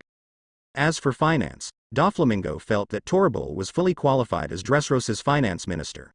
After all, before that, the Donquixote family's business and funds in North Blue were almost all entrusted to Toribal for management. As it turned out, Toribal lived up to Doflamingo's trust. At first, Doflamingo thought about gradually replacing the ruling class of Dressrosa with the cadres of the Donquixote family and the management system cultivated over the years. But after being the king of Dressrosa for a period of time, Doflamingo also deeply realized that these thoughts of his are indeed immature and somewhat taken for granted. The Donquixote family's system is based on violence, and it implements the survival rules of the dark world. The management method is also family style. It can't be said that it is not good, it must have its essence, but for a formal country, if it is really governed in the current way of Donquixote family, it can only be said to be a disadvantage. And those nobles and bureaucrats whom Doflamingo looks down on are not really useless. They have their own unique logic and thinking about the management and planning of the country. It can't be said that this set of logical thinking is very advanced, at least in the eyes of Doflamingo, the Jian Zhengxia. There are many deficiencies. But it is undeniable that their system is far more suitable for the operation of the country than the wild and brutal dark management model of the Donquixote family. Previously, Doflamingo was at the helm of the Donquixote family, and now he is the king of Dressrosa. Therefore, the ways and angles of thinking about problems are also changing with the changes of identities and roles. After thinking for a long time, Doflamingo said softly, "The family is the core force, so its priority should be higher than that of Dressrosa." At present, Doflamingo believes that the family and Dressrosa should be treated separately. Dressrosa is an extension of family interests. However, Dressrosa cannot be ruled in a family way. Two systems should be formed, family is family, and Dressrosa is Dressrosa, but these two systems can only have one target of allegiance, and that is him Doflamingo. The Donquixote family, as the royal family of Dressrosa, must control the private wealth and channels that belong to our Donquixote family, and at the same time control all the armed forces, including Dressrosa's royal army. The main responsibility is to connect with the dark side, while Dressrosa is centered on normal international activities. One is bright and one is dark, and branches stand side by side. That's right. Doflamingo thought to himself. At present, Doflamingo's restructuring of Dressrosa is mainly reflected in finance and taxation, as well as the development of the original port reception. The next step, Dover is preparing to use Dressrosa's armed forces, and Donquixote family's armed forces, cadres, combatants, troops, etc. for further division and restructuring. At first, Doflamingo felt that Dressrosa was so small that it should be quite easy to rule, but now he realized that although Dressrosa is small, it is indeed a country with all 5 internal organs. Moreover, if many institutional issues are not resolved in the early stage, the more they are delayed, the more difficult it will be to govern, and eventually the situation will become too big to get rid of. So now, it is his busiest time as the king of Dressrosa and young master of Donquixote family. While Doflamingo was thinking about these questions, Gladius suddenly rushed into the tent. My lord," Gladius shouted excitedly. Doflamingo gave this guy a blank look, and then said, "I've said it many times, Gladius, don't be so rash, tell me, what happened?" "The naval headquarters warship has arrived at our port, and some vice admiral has come, saying that he is asking to see you, something about the 7 warlords of the sea," Gladius said quickly. Huge warship, anchored in the port of Dressrosa.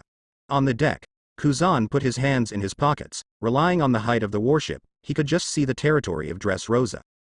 "I thought that Dressrosa was occupied by pirates and seized the throne, and it would be in a state of dire straits, but I didn't expect. It looks very peaceful here," Kuzan muttered softly. This is the first time Marine has arrived in Dressrosa to actually observe the place after Doflamingo became king of Dressrosa. Although on the way here, I have already learned from some information that Dressrosa did not cause any confusion during the change of the throne. At most, a large group of nobles were killed. But Kuzan is not surprised by these. When the royal power of any country is changed, a large number of nobles will be buried with them. This makes sense. However, after actually seeing Dressrosa's current stable situation, it still makes Kuzan a little unbelievable. "Master Vice Admiral, I used to serve as a field officer in the intelligence department, and I came to Dressrosa to perform a mission for a period of time a few years ago," a Marine major behind Kuzan said with a smile.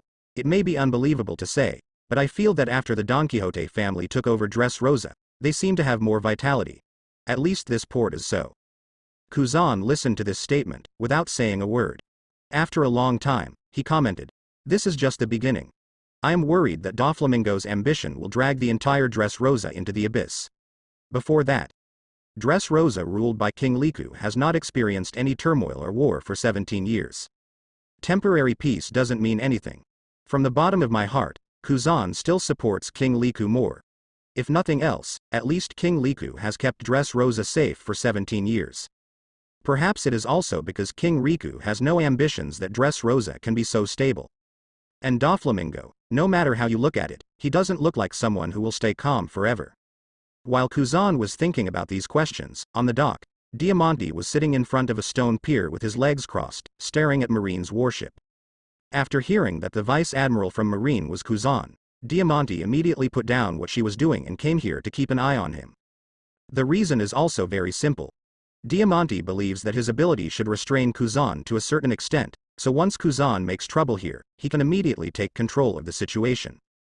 Just when Diamante was thinking about what angle he would cut in once Kuzan made trouble, suddenly, his phone bug rang.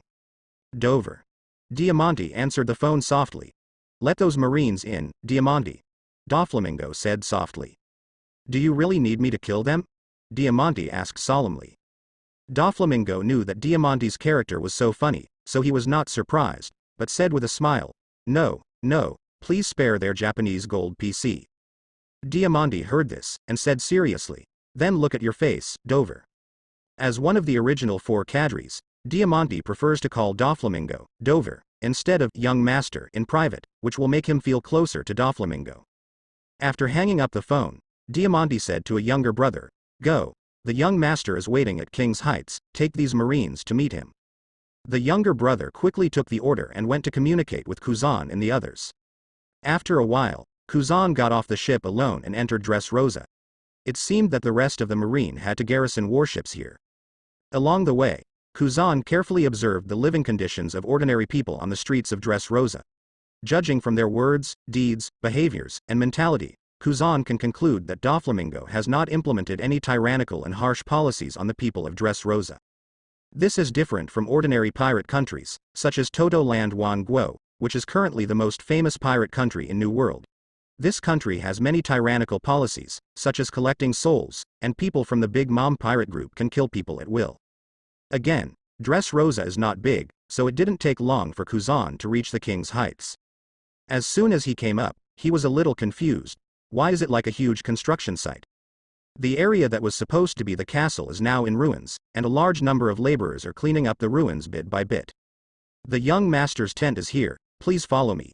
The younger brother who led the way greeted, and then brought Kuzan to Doflamingo's tent. Kuzan was just about to go in. When he glanced out of the corner of his eye, he froze for a moment. What did he see? He saw the figure of an enemy, but the figure was already fat and out of shape. That's right, that figure was exactly Rosinante, and Rosinante also saw Kuzan. His eyes were a bit complicated and painful, but there was no communication between the two. In fact, since Rosinante was willing to speak up last time, he now has a wide range of activities. As long as he does not leave Dressrosa, he can go anywhere.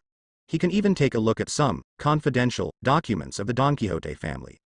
Although Kuzan was puzzled, how did this Rosinante get so fat? But at least he seems to be fine. He should be fine, right? And it seems to have broken into the inside of the Donquixote family, so Kuzan is relieved a lot. If he goes back this time and reports the news to Sengoku Admiral should feel relieved, right? It was too late to say it, but it was so fast, the eyes of the two met, and it took only a moment, and Kuzan opened the tent in the next second and walked in. It is said to be a tent, but in fact, the interior is still very luxurious, and the area is not small. As soon as Kuzan entered, he saw Doflamingo sitting at his desk, processing some documents. As if he heard the commotion, Doflamingo looked up at Kuzan calmly, and said with a smile, "Kuzan Vice Admiral, I've admired you for a long time. I still have some government affairs to deal with. You can sit down and have a cup of tea first, and I will." Doflamingo met Kuzan, but in his memory, there should be only one time, that is, when he was in Logue Town. Kuzan was also at the execution scene. However, the two did not have any intersection. Kuzan looked at Doflamingo a little strangely, and then said, "I'll be frank." "Then don't talk about it." Doflamingo interrupted immediately. He felt that Kuzan probably couldn't hold back any good farts, and Kuzan's face twitched a bit when he heard this, and finally he didn't speak, and sat silently on the sofa beside him, picked up a cup of hot tea on the table, and drank it. He doesn't seem worried that Doflamingo will play him the same. At first, Kuzan thought that Doflamingo could only pretend for 10 minutes at most, right? But he sat here for 2 hours, watching that from time to time, officials and nobles from Dressrosa would come to see Doflamingo and discuss some issues. Occasionally, Doflamingo would take the initiative to summon some nobles and officials to inquire about various situations. It seems that everyone does not shy away from him, so Kuzan also heard a lot of information about Dressrosa, and he gradually became sure that this guy Doflamingo is really not just pretending to be a good monarch. This guy is really formulating policies for various countries. And from some levels, he doesn't seem to be very powerful. After Doflamingo finished processing the last document on the table, he picked up his teacup, took a sip, and said with a smile, "I kept you waiting, Kuzan Vice Admiral." Kuzan looked at Doflamingo with somewhat complicated eyes and said, "Are you really a pirate?" Doflamingo thought for a while, and then said, "If I remember correctly, it was you naval headquarters who defined me as a pirate at first, right? In fact, before that, I was just a businessman from North Blue." Kuzan was stunned for a moment. Thinking about it carefully, it seemed that this was the case. At first, Doflamingo was not a pirate, but a smuggler of North Blue. It was after the Cervantes incident that he was defined as a pirate by Marine. Just when Kuzan was thinking about this, Doflamingo said with a smile, "Identity doesn't mean much to me, I just want to do what I want to do, but how should I put it, I still like the identity of 7 warlords of the sea. So I can tell you responsibly that I am indeed a pirate, Swallow." Fur account. Speaking of 7 warlords of the sea, Kuzan then turned to the topic, and said with a serious expression, "Heavenly Yaksha Don Quixote Doflamingo, as 7 warlords of the sea, you also need to bear certain responsibilities and obligations. I am here this time to represent naval headquarters in the world government to recruit you. I hope you can cooperate with our marine operations in the next time." Doflamingo raised his brows and said, "What about the documents? If it's not mandatory recruitment, I have the right to refuse to act with you, Marine, unless you can come up with a price that makes my heart beat." Kuzan smiled and said, "Unfortunately, this time, it is compulsory recruitment." As he said that, he took out an envelope from his suit pocket, flicked it casually, and threw it on Doflamingo's desk precisely. "So, what's your answer?" Doflamingo opened the envelope, and sure enough, all the procedures were complete, and there was also the official seal of Marie Joyce, which was indeed a compulsory recruitment. Douglas Bullet. Doflamingo raised his hand and rubbed his chin and said in surprise, "Headed by Sengoku Admiral, Yu, Sakazuki, Paluzolino, Guion, Garp. I can't think of a buster call of this scale at all. What else can I do? Don't talk about playing Bullet, the luxurious level of your lineup, if you pull it out to play Whitebeard. Doflamingo also thinks there is nothing wrong with it. What else does he need to do?"